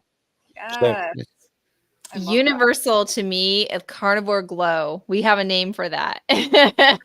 Carnivore butter skin skin. glows. That's right. Yeah, there you go. Stacy says, I started carnivore for the weight loss, but stayed for the healing. That's Heck beautiful. Reason to yeah. say. Completely. And That is often beautiful. what happens is the healing happens first and then the weight loss happens. And so Right. it is kind of this journey that we have to, just kind of go along for the ride and enjoy feeling better. And over time, we will probably lose weight and get the shape that we want as well. Yes, exactly. Absolutely. Loving all of these comments, sharing experiences. Next question is from Janet. Ketovore, 1 year down, 70 pounds. Oh, down 70 pounds. That is awesome. Congrats, Good Janet. job. Retinal detachment, May 23rd. Weight stall since. Prednisolone, eye drops, and stress plus multiple eye surgeries. How do I break this stall? Yes, weight stall is a popular question and topic. Let's start with Emily. Yeah, I mean, when we're talking about a stall, sometimes what we really like to look at, there's a couple of things I want to say about it. Sometimes the stall is actually healthy and is very helpful and is your body is leveling out other things and it wants to divert energy and healing to other things in your body. And so I don't like to look at stalls as a negative, but I know how frustrating it is when you're in it. And so we definitely have some things that we can use that will shake things up. That's why we are big fans of when we use fasting variability. You'll see this even with our priming that, you'll have priming for a period of time, a real feasting period of time, and then that will change too. So we're kind of switching things up. We even satiety changes and how full you're eating to on your tank will kind of change. So I think that sometimes if you can get just something to change, that it's going to be a good thing because stalls are the body wants homeostasis. It's going to get you towards a homeostasis, which is the same, balancing everything and staying the same. And so sometimes we do have to introduce some things that are different to get it to shake it up. And sometimes it will actually get worse before it gets better, or might go up before you come down and feel better. So I would definitely, be thinking about for one, be thinking about trying to shift your mindset to the non-scale victories and shift your story of success and what success really is. And for two, I would, for some techniques to kind of get that moving and shaking, I would play with variability. Yeah, variability. I like that. Raymond, thoughts on this? Yeah, I totally agree. Weight stall. Let's focus on the healing. That's probably the best. With the prednisone, even if it's eye drop, we tend to see that has big issues on weight gain. So, and you have the stress. So that's another one. Cortisol being high. It's very difficult to tell somebody, hey, deal with the stress. Obviously, stress is stress. One of the things I can tell you about stress that's not good is stress impairs digestion. Imagine running away from a lion, which is usually where stress happened back in the days, right? Everything would divert to your running legs to make you run faster, be faster, and your digestion pays the price because it thinks you're going to have a moment of rest and then be able to digest. I'm just giving you the example of why digestion is impaired at that time, which actually prevents further healing. I don't know if there's a way for you to find a way to find out how to lower that stress so that you can digest the proper carnivore foods, and then when you do, it may help you in the long run. Yeah. Okay, let's keep going. Dawn's question. How do you know if you are electrolyte deficient? I don't supplement and don't believe I have any symptoms. It's good. You don't need it then. We actually don't. So, this is stuff that I test also, right? And I test on clients, not just me. So I noticed that there is a point, like when you're just getting on the diet, that you may require for electrolytes. So usually that's signs of diarrhea or just signs of just very low energy. Um, and sometimes supplementing with these with element T, that kind of helps. But later on, we want our bodies to balance it by itself. We don't want to depend on anything. If you depend on anything, the body's going to expect it, and it's not going to be able to get through another fat adaptation level. So in my belief, there's 3 fat adaptation levels. So one where your body gets food out of it, one where your body gets food and water out of your fat cells, and the last one is under strain. It gets food and water under strain. Meanwhile, so it's pretty much like a tube coming through directly to your fat cells. So during moments like that, that's where you want a really tight junction of your electrolyte. Let your body balance it and allow your body to depend on that. Yeah. Go ahead, Emily. Yeah, I mean, I think that we have so many people that really don't need to rely on them. So it's very important in the beginning for some people, and most people can get that just from salting. So I love that this person is feeling good, but it's funny, sometimes we're looking for problems. We're like, yeah, but this so and so said I can't work out until I take my pre-workout this, and I have to have some salt, and after I have to have that. And so sometimes it's just like our own mind creating problems that really aren't there. So I love that we have such a broad experience, even just within our team and within our gang, because I know that several members do not use electrolytes ever. I use them like once a month maybe, and I'm doing fine. I fast fine. And so there's a lot of us that kind of become adapted. We get foods from we get electrolytes from our food and from our body. And so I don't like the things that are out there that are saying you must do this. Like I like going by how I feel. And if I feel amazing without them, then I'm not going to take them. So there's none in my life really. So Yeah, I'm curious. Todd, do you take electrolytes or do you just lean on salt? I do take electrolytes, but not very often anymore. But they were paramount for me when I first started. I needed them pretty bad. They helped me really get past the soda addiction. They helped me get energy, And so for a long time, I would take them and I'd feel great. And then all of a sudden, after about 7 months of taking them very religiously, they stopped tasting good to me. and then I just didn't need them. And so now I was going to say, one of the things I loved about getting so stripped down on my carnivore diet is down to some real basics and getting rid of all the fake sweeteners, the seasonings and everything, and just getting BBB and E and water, was that it makes your body's cues so really, you could just pick up on them so clearly, And so I just love it because I know when I need electrolytes, if I wake up and I feel a little down or a little bit off and I think about drinking them, if they sound good, I need them. I take them. I feel better. If I wake up, I feel fine. I think about them. They don't sound good. They're kind of off-putting to think about drinking them. I don't need them, So yeah, I only take them like once or twice a month now. And I used to take them every day in excess, for months. So Yeah. What about you, Lindy? Yeah, no, I've never really taken many at all. I salt everything. I love my salt. I did manage to find some LMNT here in Australia, and I bought a packet, but they're still sitting there. I've had 1 or 2 here and there, just in hot water, because we've just been through winter, just for a hot drink, something a little bit different. And that's been okay, but I don't feel any different. So I don't think I need it. They're expensive, and so I've just been sick in the last week with sort of a bit of a flu bug and feeling a bit drained. So I've been using them daily, and I don't know whether it helps or not, but I just do it because I feel like it might help a little bit. But yeah, they're just there as a backup if I feel a bit run down or something, but not daily. Yeah. And Michael? I take a little bit of magnesium and potassium as needed. I'm still on water pills, so sometimes my potassium will get a little low if I'm putting out a lot. But other than that, it's probably like once every 2 weeks I probably take some.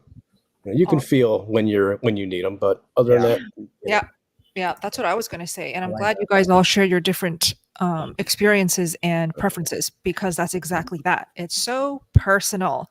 So the keto crowd, I know they love to say, lean on electrolytes, salt more, salt your water, salt your coffee, salt everything.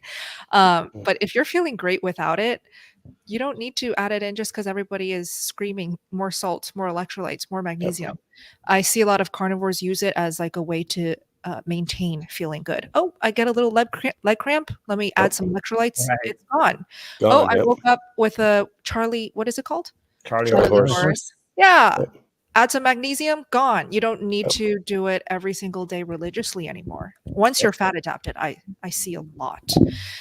I don't eat salt myself, and I feel amazing. So it's such a personal preference. You don't salt it at all, Bella? You don't ever add? Not at all. Yeah, not at all. And I've definitely noticed that my salt, like I used to salt the heck out of everything, and it's come way down. It's like 1/3, and it's just by taste, The meat Yeah. tastes salty to Yes. me. Like steak Exactly. tastes I salty think already. salt on a steak ruins it. I really do. Exactly. Yeah. And so a lot of people ask people, non-salters, non-salting carnivores, like what's her name? Amber, right? She doesn't salt at all. And she's an OG, like carnivore Amber veteran. O'Hearn.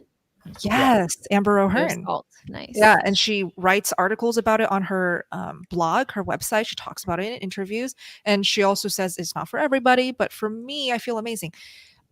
She says she gets it from her meats, and the more rare you eat your meats, those electrolytes and those minerals are certainly still there. You're not Yes. burning the crap out of it or cooking it away. Right. And so I find the more rare I eat my meats, the better I feel. Probably because I'm getting a lot of those electrolytes and all of that. So we'll keep going. I see a lot of comments regarding this. I love it. Let's feature some actually. I had leg cramps for months at first, but 0 now. Oh, That's awesome. yay. Good. Good job. Yay, Stacy. I tried adding more electrolytes and got edema. Absolutely. That's That happened does to me happen. too. Yep. Yeah. I rarely use electrolytes anymore. I only need magnesium now for when I'm taking binders, because binders will pull minerals as well as toxins from your gut. Cool. Yeah. So love it. Let's keep going to the next one. Oh, by the way, I just want to feature this comment because it's so cute. Keith says, wow, this is like one of our SPG Zoom calls. So informative, yet so compassionate at the same time. Love it. It's close, not quite there. You We- noticed, Keith. Exactly. But that's so sweet. Thank you for saying that. Oh, and then Stacy said underneath, it's almost as good as our Zoom calls. How sweet. Exactly.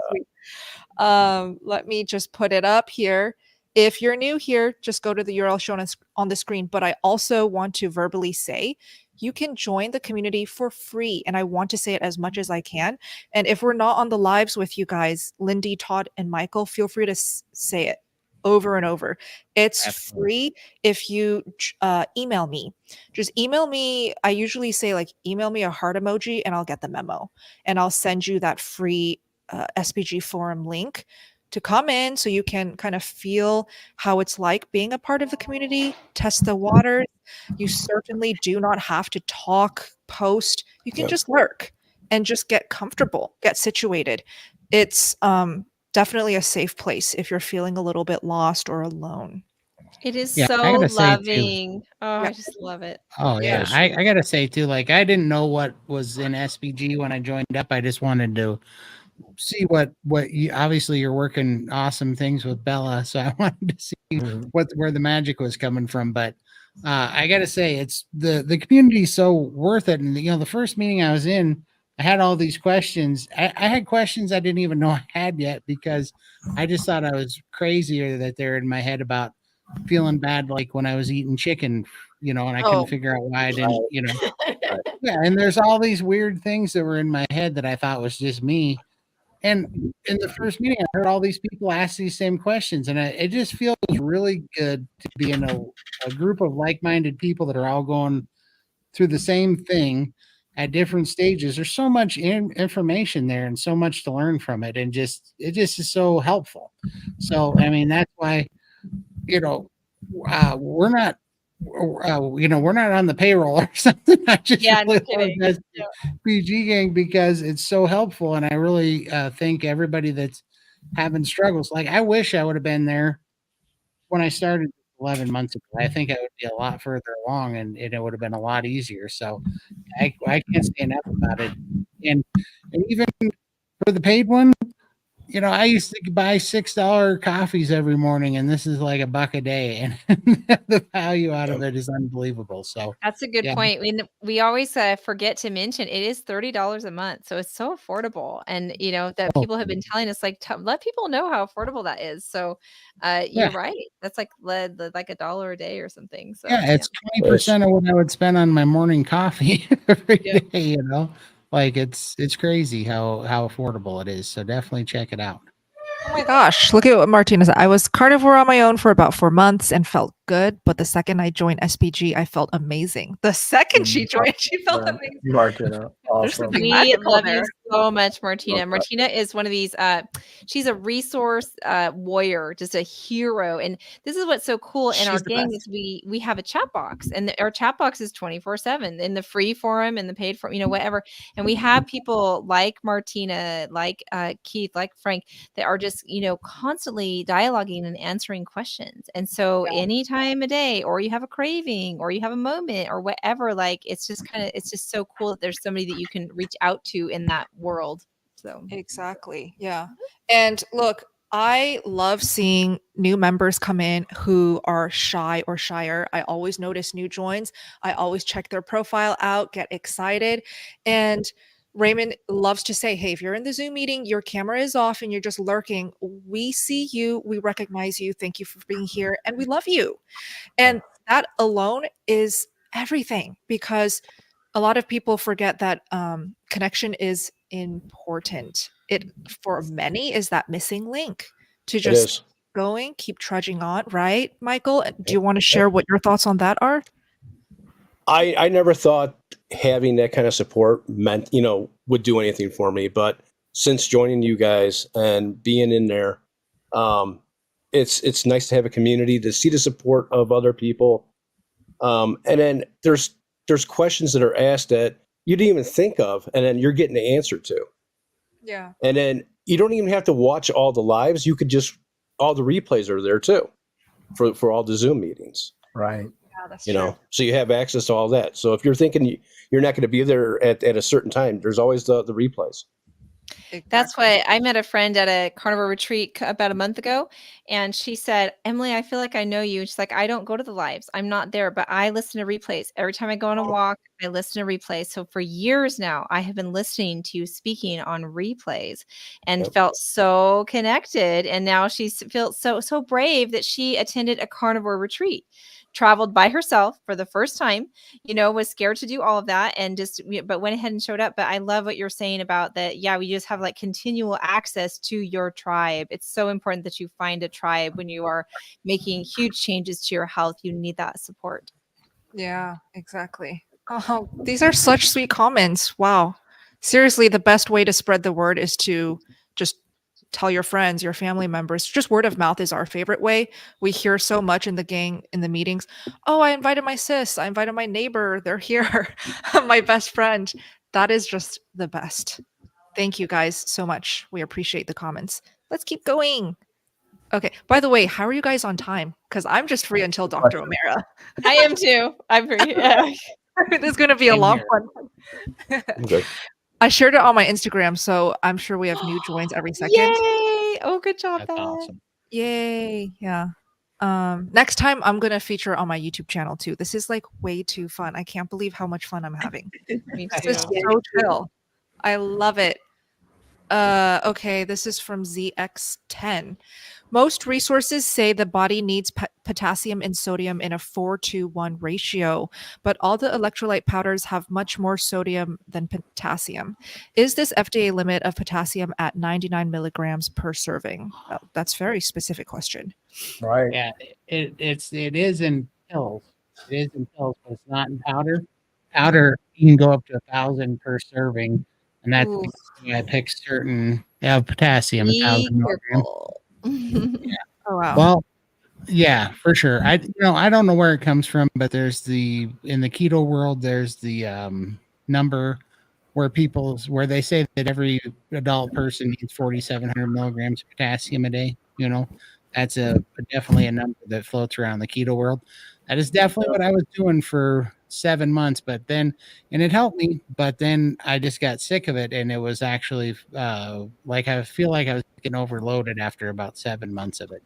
And so now I don't need any of it. But yeah, that's why the potassium, there's a few of them out there, but that's why most people go to the powdered potassium. It is because it's the cheap way to get it. And the cheapest way to get potassium is in fake salt, Oh, no salt. Yeah. Yeah.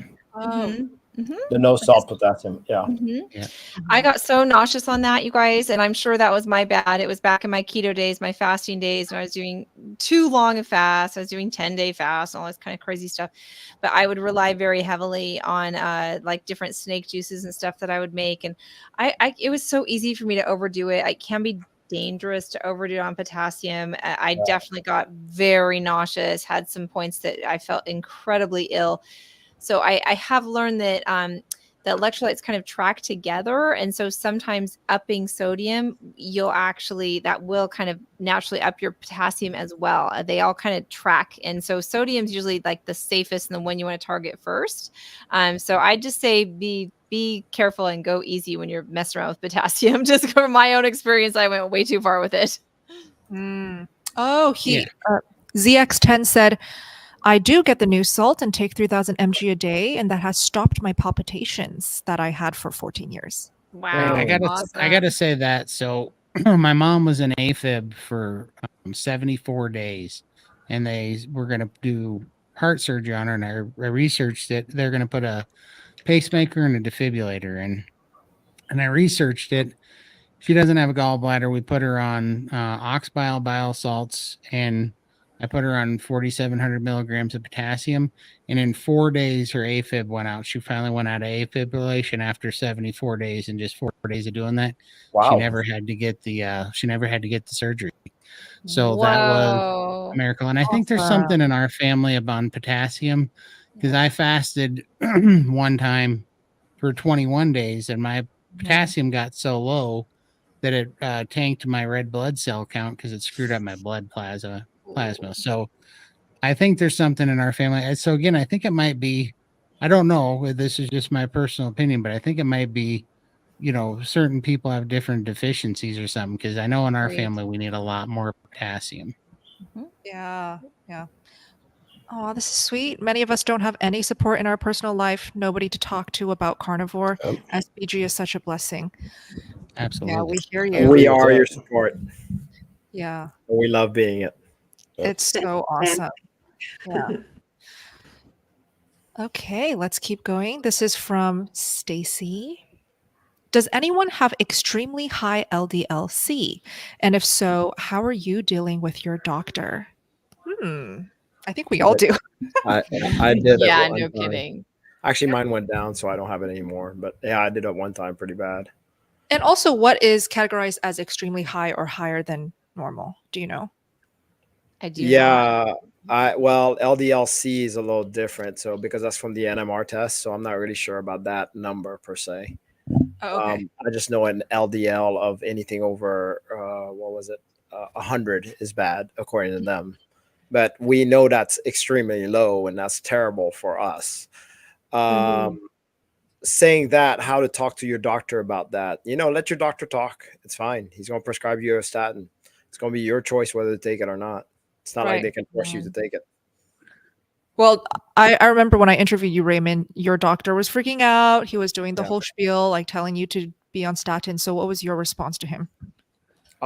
That's exactly what I did. I just let him talk. I was like, yeah, oh, really? Okay, tell me more. And he's like, oh, yeah, with your age, you should be on a statin anyways. Yeah. And I was like, okay. And he wrote me a script and I took it and, Right. well, didn't use it. Oh, that's a good tactic right there. Take Yeah. the You don't script, have to take never it. go get That's more. right. Yeah. I Yeah. told You don't have I to told fill it. You don't have to put it in your mouth, I told my doctor he needed medical attention because he was showing signs of brain fog. Cute. Dang, that was bold. Wow, How do you Todd. appreciate that? I did well because I was out of the chair off the oxygen, and I was down 215 pounds at the time. And right. for the first time ever, he said he was worried about my diet. Oh my So, God. yeah, so I just, Yeah. I don't blame you. I don't know if Yeah, I could get yeah. that. Yeah. Right. Yeah. That's Oh. funny. Okay, so Stacy's is 217. That's not high at all, in No, my that's opinion. great. I love it. Yeah. That's about what mine is when it's Yep. been a while, but yeah, I'm right in that zone. I'm proud and happy. I feel like that's why I feel so good. I feel like I have the Yes. LDL for my brain. I have high Yes. fat for, just functioning. It helps my skin. It helps my bowel, like all of it. So I'm happy about that. That's a number that I'm proud of. And I've definitely looked at charts that have shown that, the lower is actually associated with higher death and higher cardiac events. And then There are super, studies. super high Mhm. can be too, but right in Overall this content. zone, that 220 is right. like a good spot to be. Yeah. It is Right. for sure.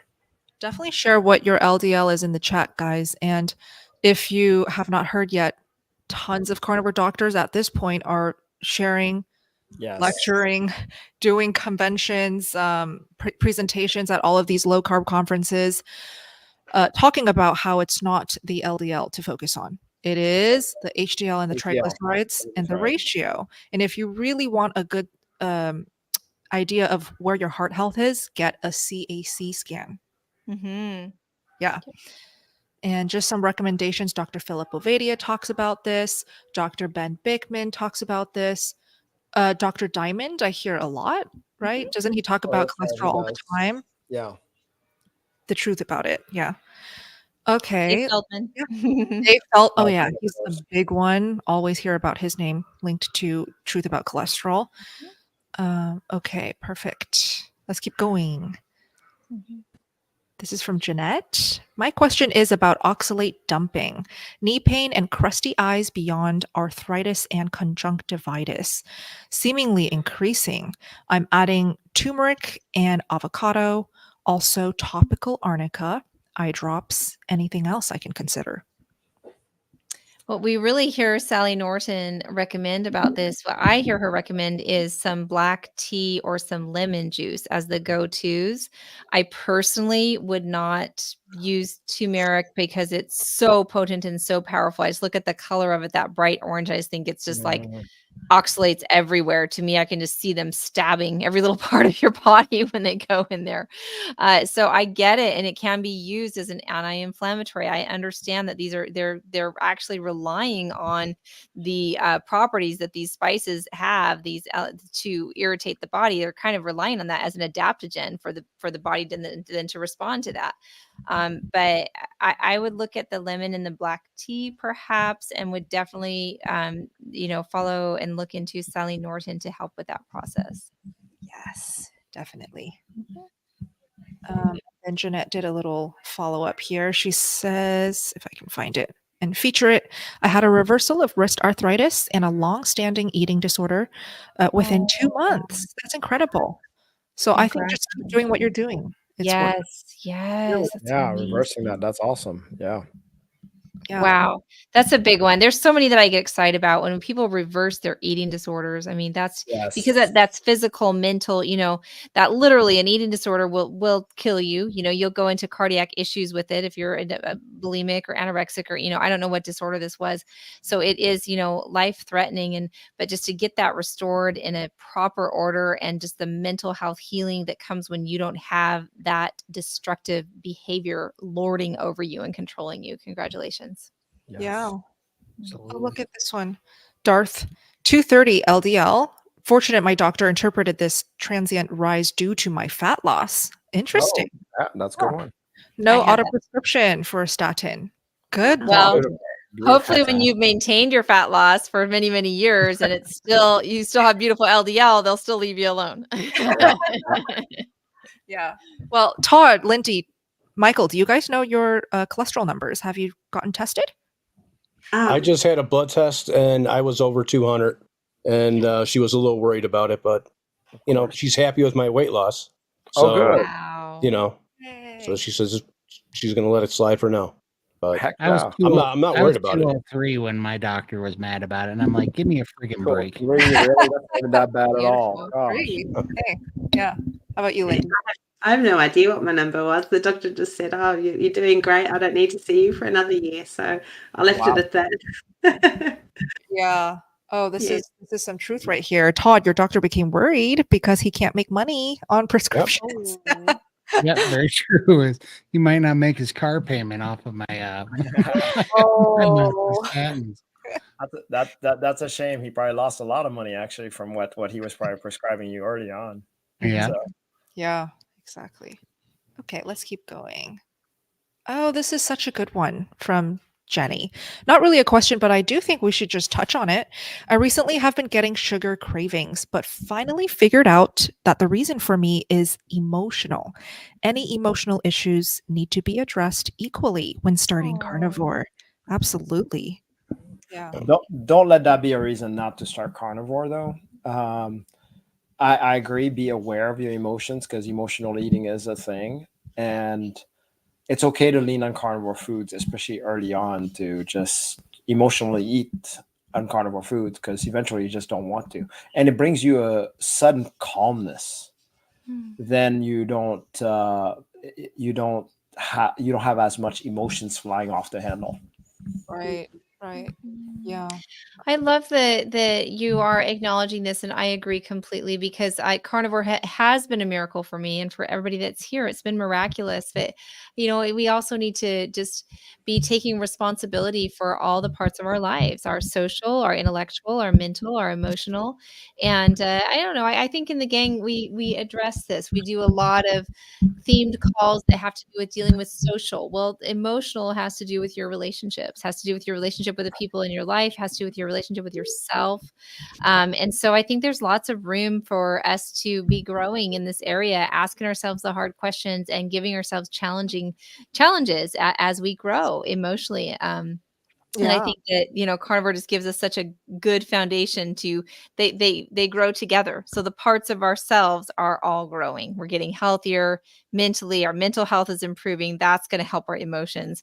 The physical feats, the confidence as we heal, all these things it is a beautiful symphony that works together. And I appreciate any effort that people are giving at themselves to grow emotionally, to nourish, and to just self-care and appreciate yourself. And I've seen you do that, Bella, with your gratitude practice, with getting outside, with grounding. I do it. Yeah. These are beautiful things to do.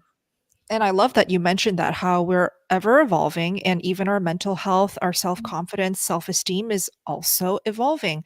And I just want to comment on this beautiful comment from Jenny that a lot of times we see with our new members or just new carnivores who join the forum, they're confused where they are at in life or who they are even going to be or currently are, right? It's just a lot of confusion because there's so much inflammation.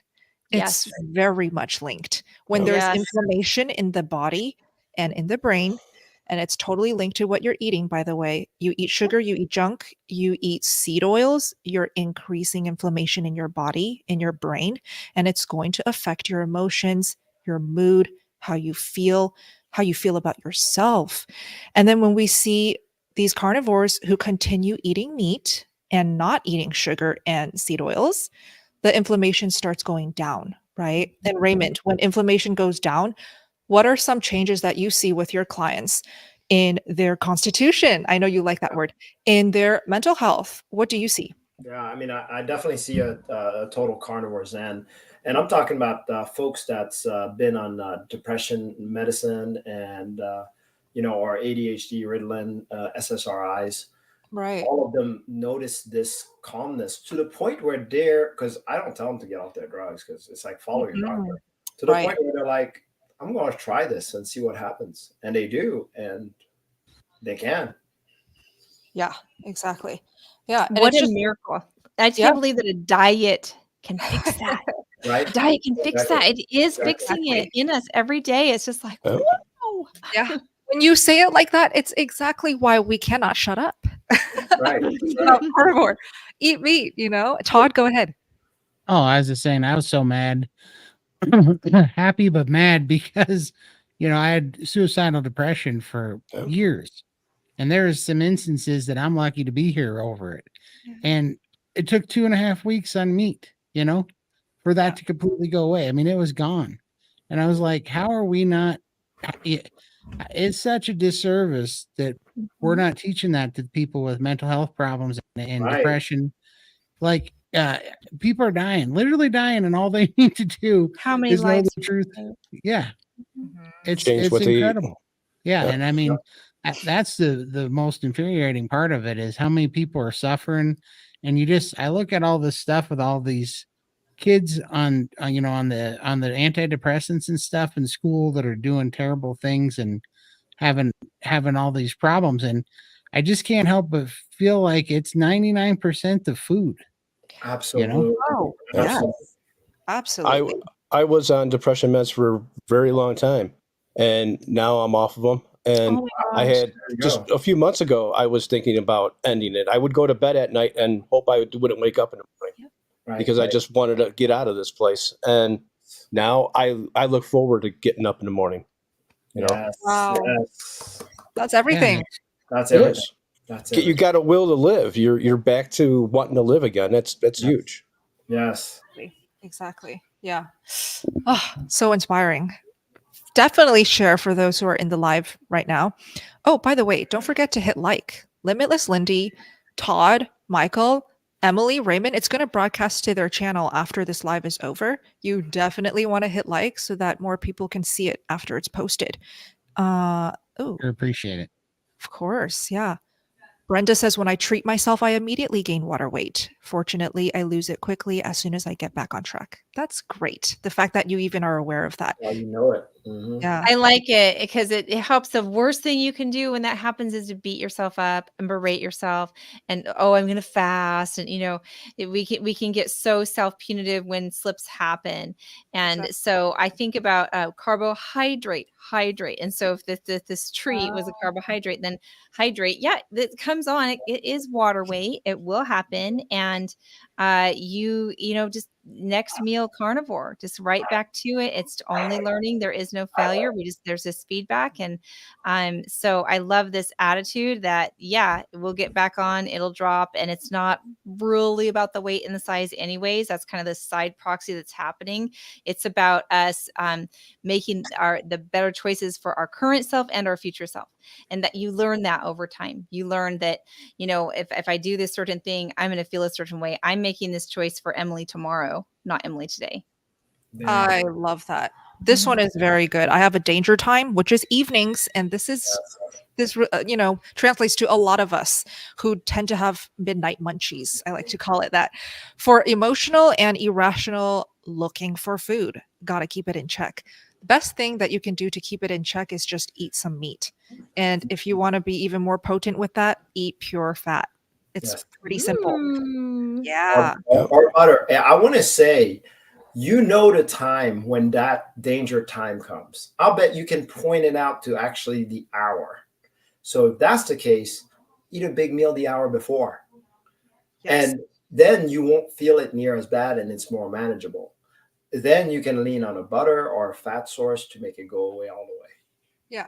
She already did the first big step is to be aware. Once you're Exactly. aware of your tendencies and the timing of these cravings, you can catch it before it happens. Exactly. Yeah. Oh, Kimberly, look at this one. OMG, I love you guys so much. We love you too, Kimberly. All of this information is invaluable. Thank you. Just recently joined Steak and Butter Gang. I just have a hard time catching lives. Well, we're so happy you're here. Thank Welcome. you. Welcome, and we love you. And so happy you're in the gang. Yeah. Perfect. Okay, let's keep going. Midwest. What is the reason for just using salt on your meat? What's wrong with garlic and onion powder? Nothing wrong. Yeah. No, as long as it's powder. Don't think like chopped up onions and actually chopped up garlic is the same. The reason I know this is because I tried it. And when I did, I ended up with acid reflux. So unless you like acid reflux, try that. But it does not agree with me at all. And I'm burping it all day long. For some reason, garlic powder and garlic salt doesn't seem to do the same thing. Well, at least you're burping. It gives me the toots. Oh, really? Is that what happens to you? Okay. Okay. Yeah. And Yeah. not very smelly burps, just to let you know that. So, very interesting. Yeah, I mean, you can go. Some people are fine with seasonings. I think dry seasonings are less pungent, going to have less effect than the fresh ones for sure. Right. So you can make this journey what it needs to be for you. There's no carnivore police. You don't lose your carnivore card. None of that. So if you enjoy this better, the trend I usually see is beginners like more seasoning, and over time we just don't want it as much. So we're just literally still to us. And so for some of us, it just tastes better with just salt. But if you're wanting to use those seasonings or long term, there's some carnivores that do that. Nothing wrong with that at all. Yeah, exactly. If you're new to carnivore, we often like to reiterate this. If you're new to carnivore and you're hearing a lot of talk and troubleshooting info out there in the community about, cut out the oxalate rich peppers, black pepper seasonings, garlic, all of that, and only use salt or don't use salt at all. This is for long-term carnivores who have already figured it out. Yeah. Right. Or say that again. Or very, very sick people that have no choice. Mm-hmm. Yeah, for the autoimmune healers. And a good representation of that is Michaela Peterson, where like the littlest thing will inflame her and cause negative symptoms for her because she's healing so much. Okay. So again, feel free to comment on this one. Do you use pepper, seasonings, spices? Does it make you feel a certain type of way? This is a cute one. Starred from Keith. This is why I'm in SBG. I know I needed to do carnivore to heal, but I needed support and a community, and I ended up finding a family. We love you. So cute. My gosh. It's true. What does Stitch say? He goes, Ohana means family. Oh yeah, Stitch. No one gets left behind. No one gets left behind. Even if you put garlic powder on your meat, we won't leave you behind. We're not going to leave you behind. Funny. Okay, Brent. Wait, this is for Raymond. So using her name's Brenda Raymond.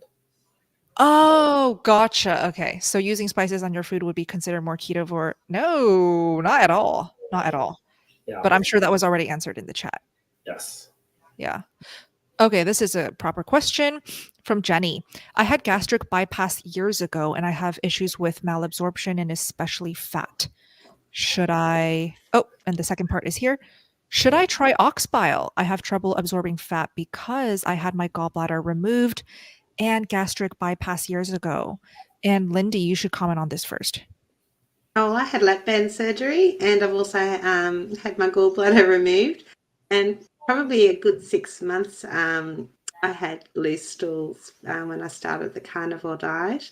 And I didn't have anything. I was housebound anyway, so I was very close to the toilet. So I just put up with it. And my body has adapted now. I don't have any issues with absorbing any fat, and it just worked itself out.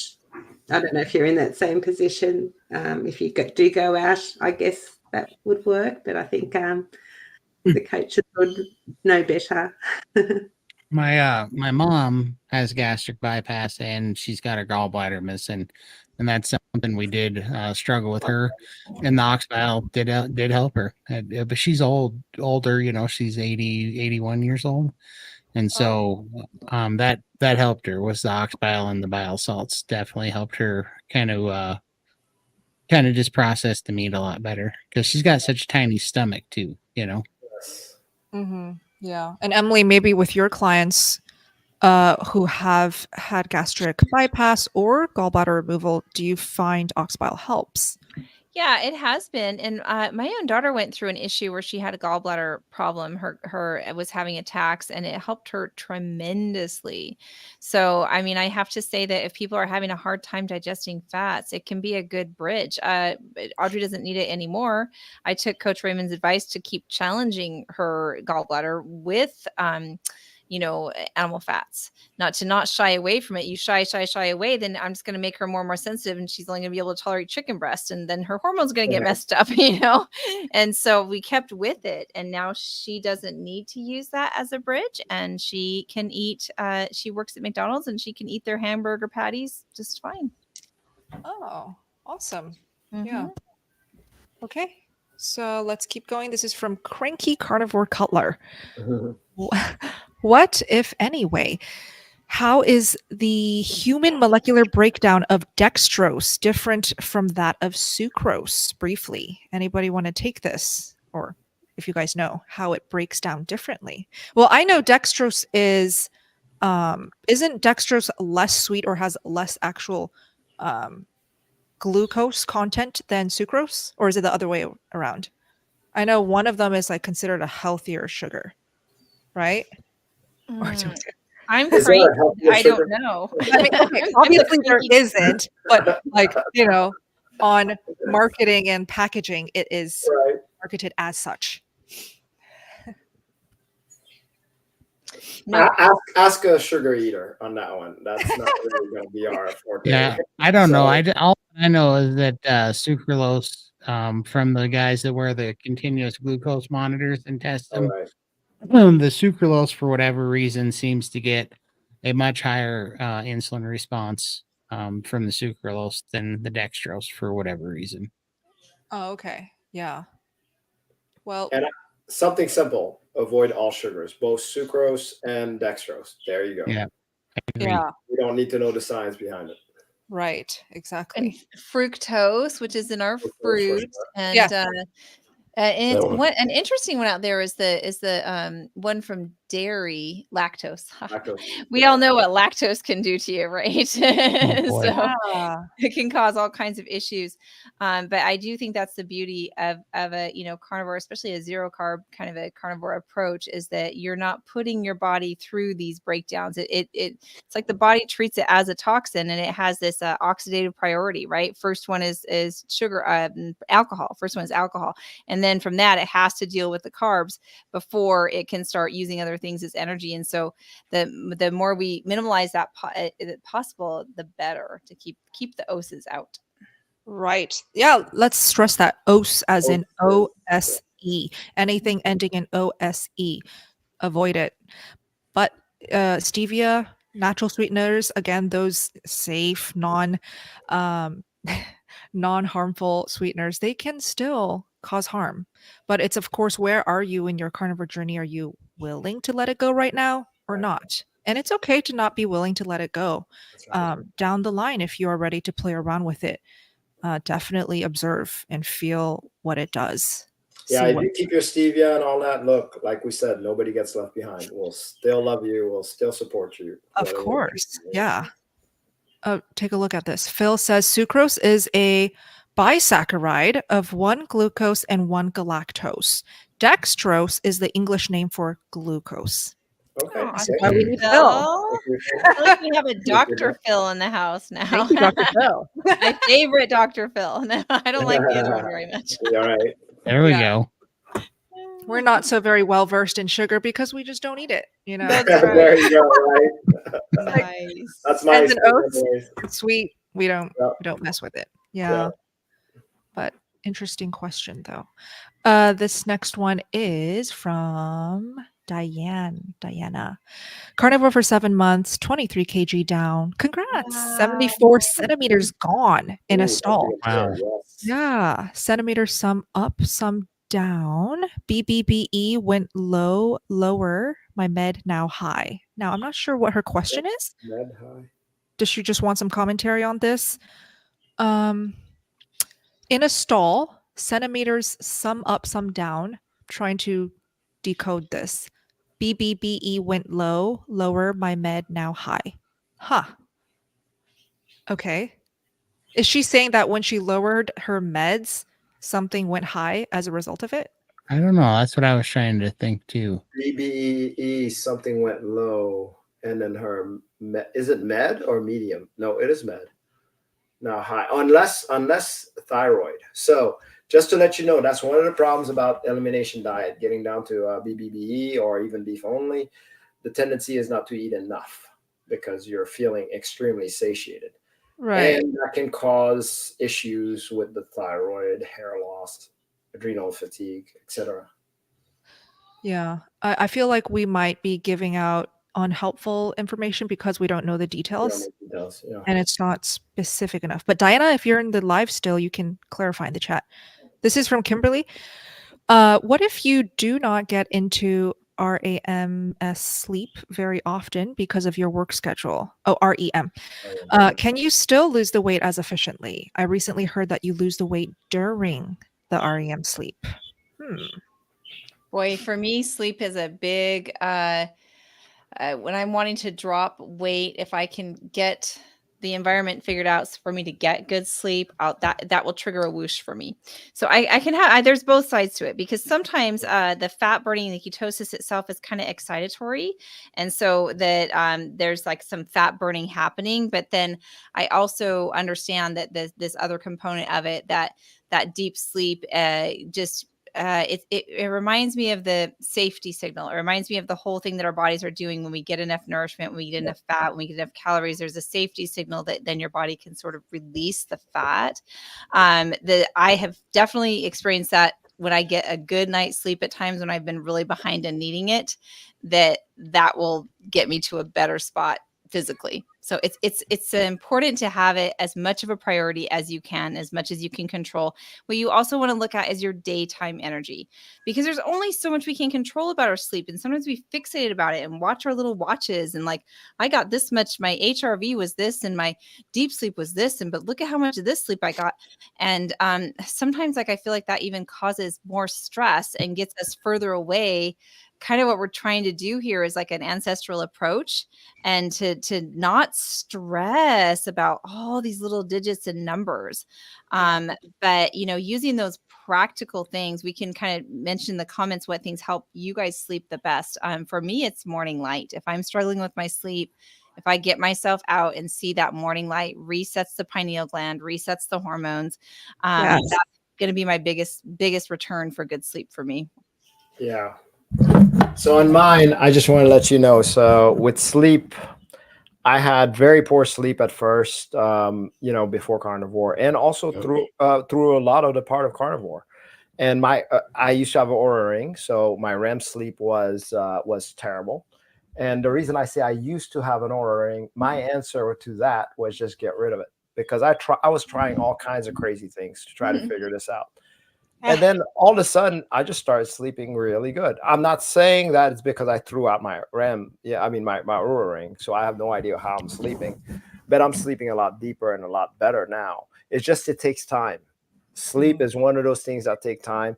But this is something that you're going to be like, eventually sleep will come. So at least it did for me. Yeah, exactly. I'm so glad we're talking about sleep.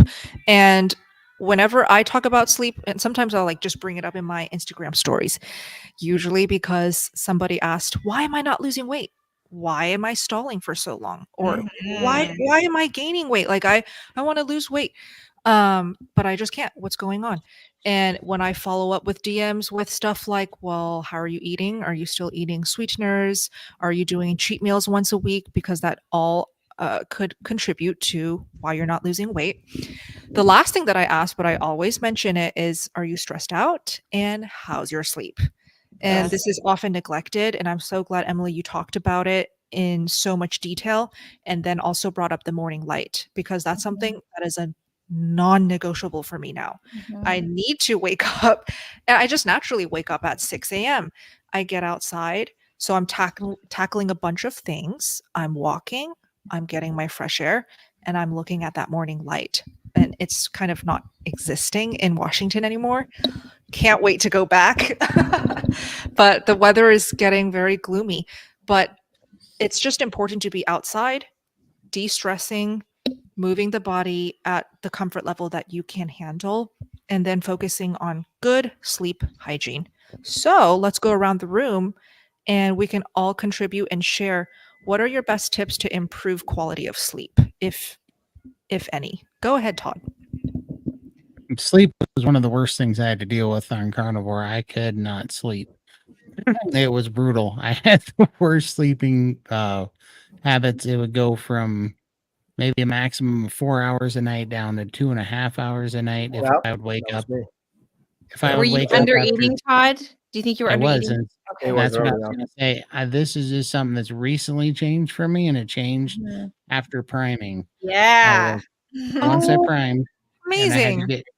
I had to get through that 5.5 or that 5 weeks of real bad priming when I was eating a bunch. Because I never slept then either, but I think it was because I was like stuffed all the time and it was uncomfortable. I could not sleep then either. But on the 2 meds and then the fasting, now I sleep like a rock for 7 hours and I wake up feeling like a superhuman. So Wow. That's awesome. it's beautiful. And I can definitely tell you when I have good REM sleep for 6 or 7 hours, I lose all kinds of weight overnight. Like you wake up and you can Yes. feel it in your mouth and you Yep. just, Yes. yeah. My Yep. only trouble now is is when I'm in REM sleep, it'll cause me to whoosh too. And then I got to get up and take a pee in the night. All right. The wash effect. Yes. That's the worst part of it. So Yeah. And then Lindy, tips on sleep. Yeah, look, I was never a good sleeper. Pretty much all my life, I didn't sleep very much at all, just a few hours.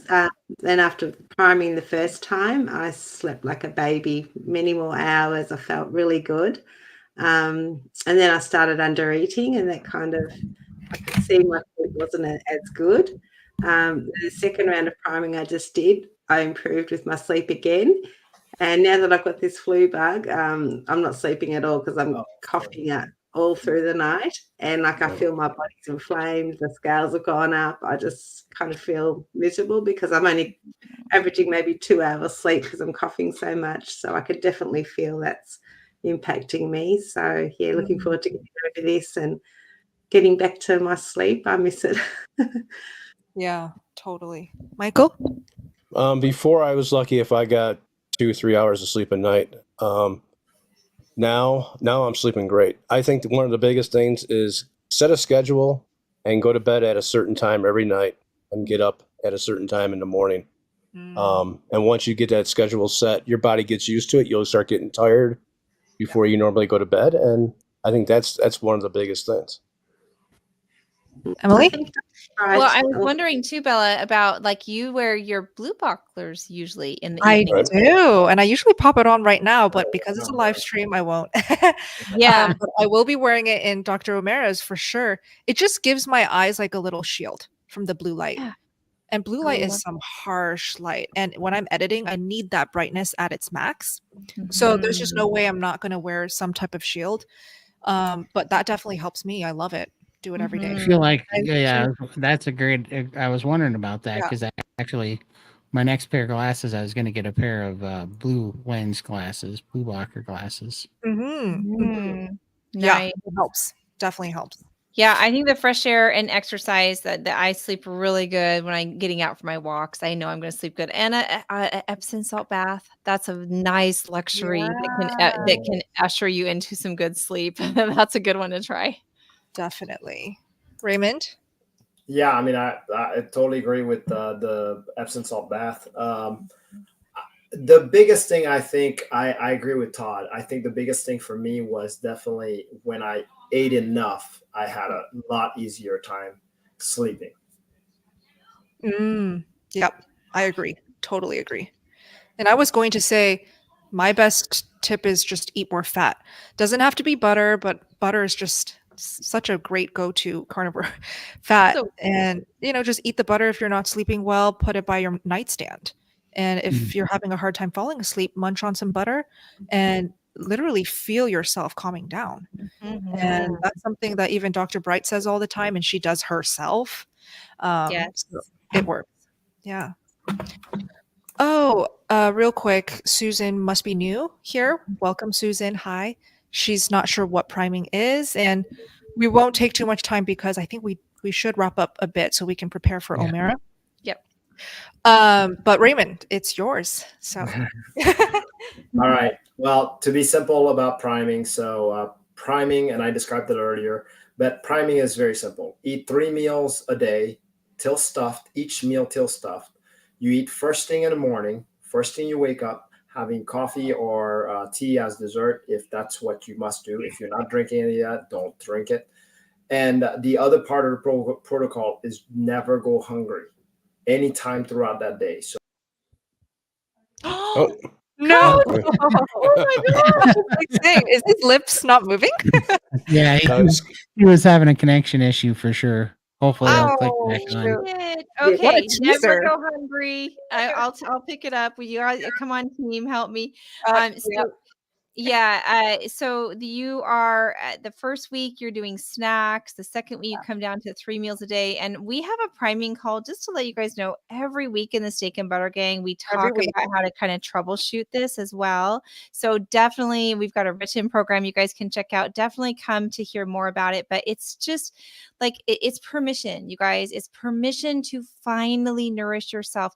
We're getting away from restriction. We're not giving you a schedule.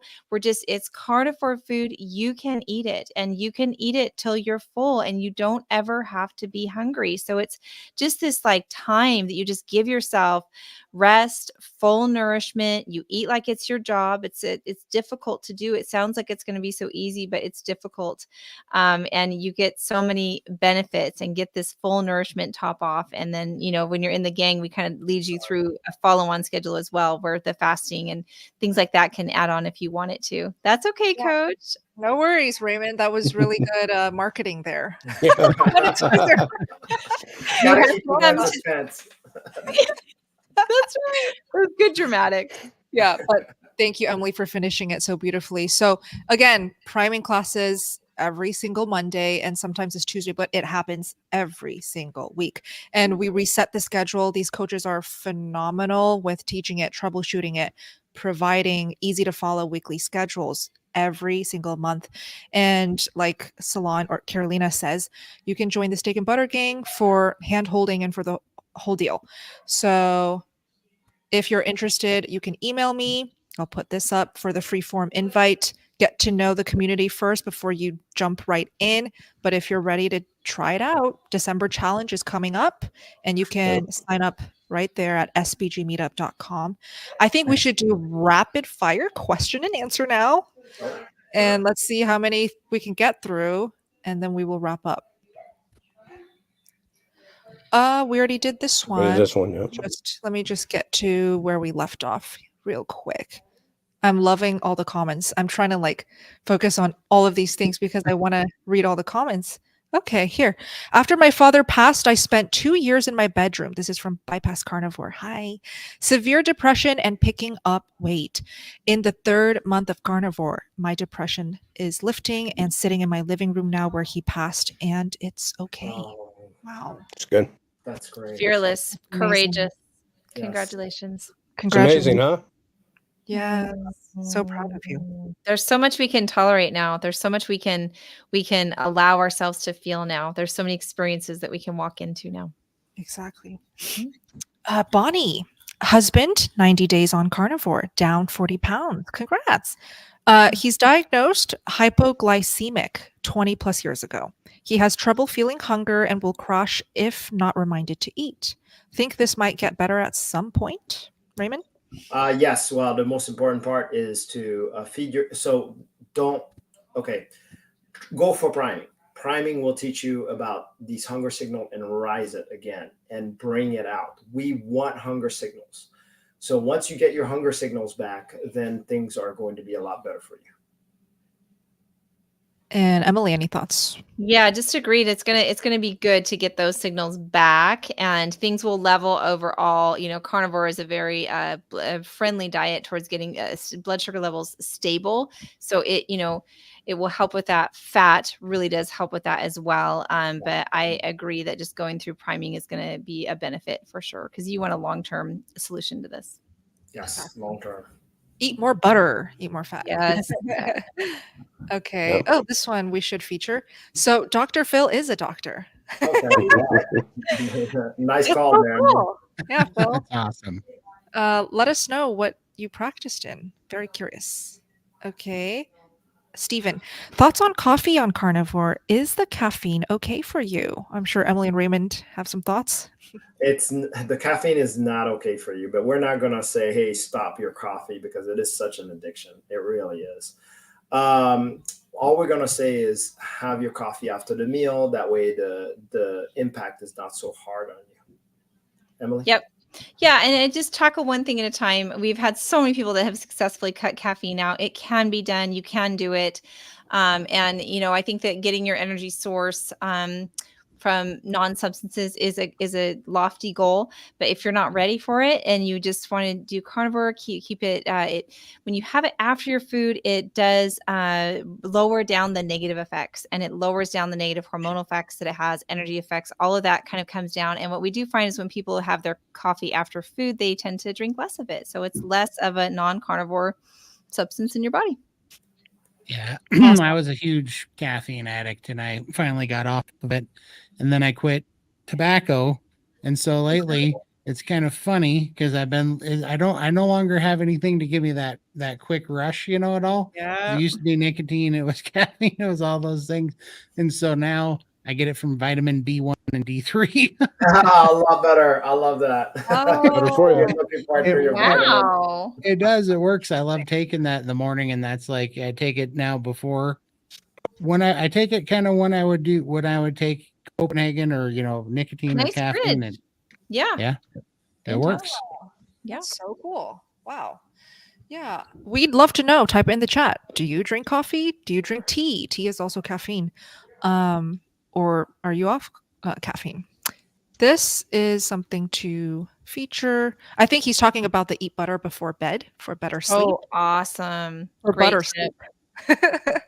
Butter Love sleep. it. Or butter sleep. Okay. Eat butter for better sleep. I love it. A little hard to say. For a but I love butter butt. For a butter. No. You keep going. For better everything.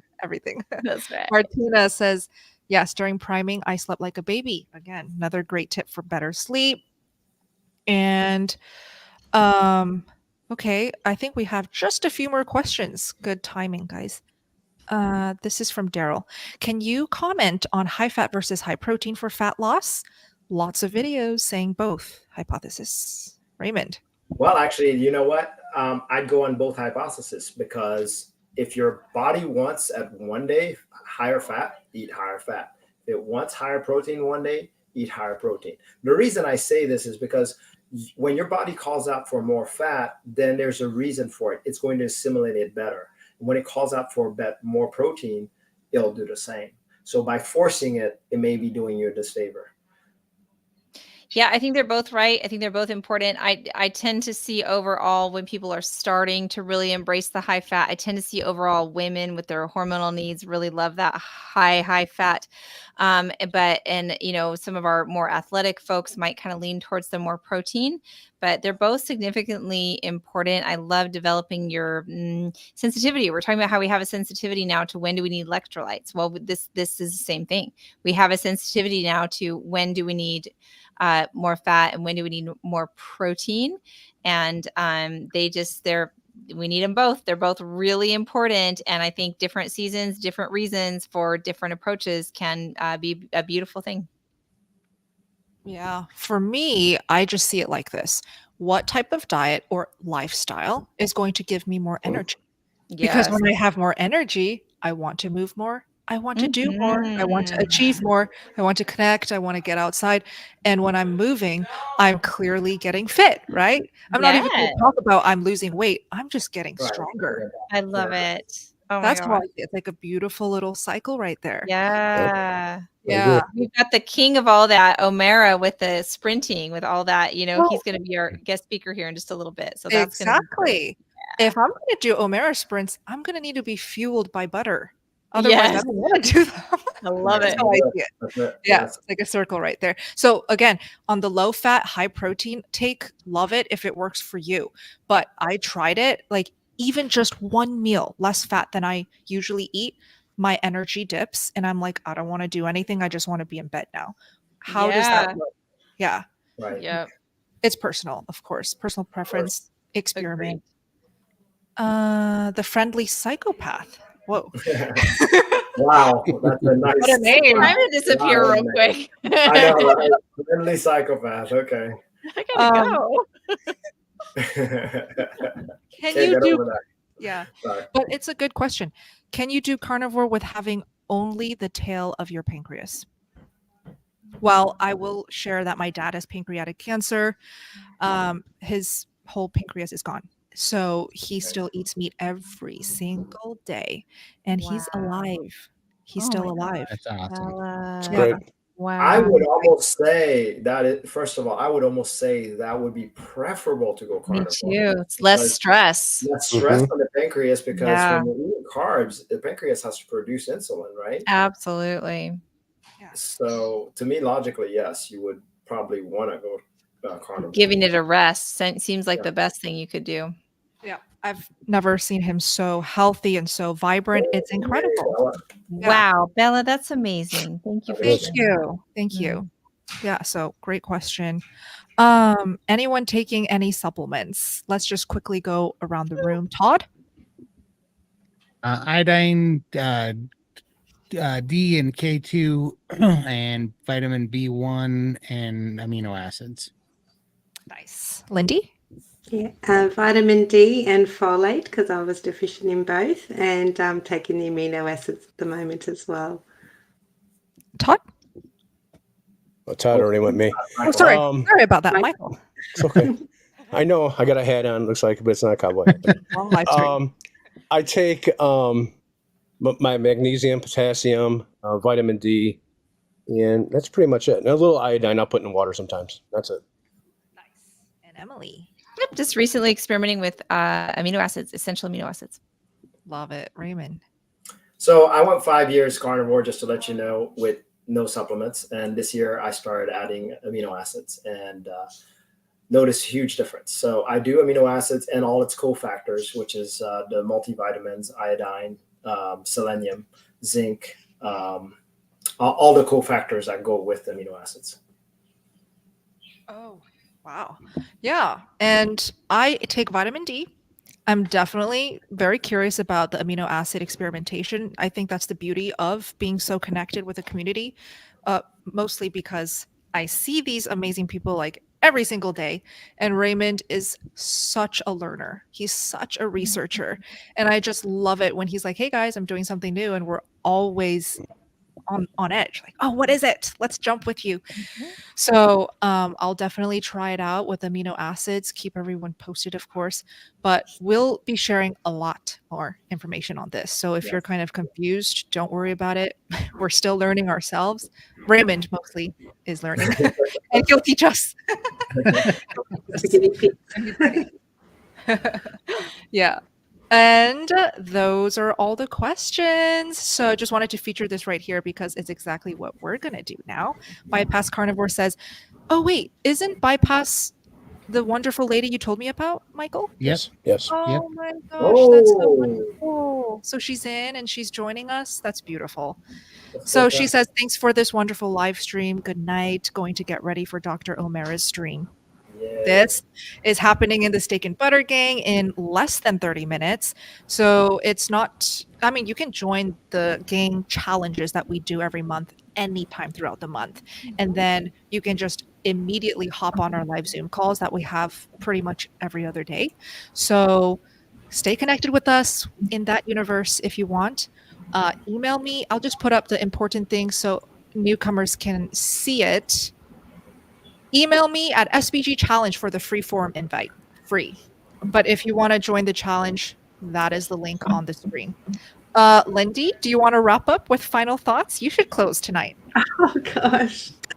Oh, look, I just want to thank you all for coming tonight. We're just so privileged and honoured that Bella, Raymond and Emily have joined us today. They've answered some beautiful questions. It's just a wealth of knowledge.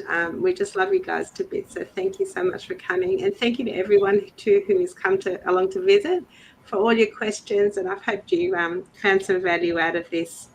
meeting. And yeah, Todd. Thank you, everyone. Awesome.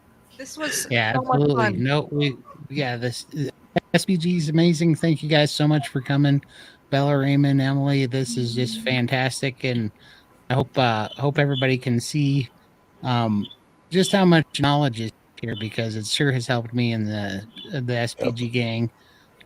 It just keeps me laser focused every day. So I try to make all the meetings because I learn stuff every day in there. So yeah, definitely come by if you can and try out the free forum and see what it's all about. Yeah, That's right. absolutely. Yep. Cannot Thanks so wait to much, see you there. Ron. Okay, guys, thank you See you so there. much. Thank you, Thanks for all the everyone. love in the chat You. box. Bye Stay now. meaty. Bye, Love guys. you guys. Bye, everyone.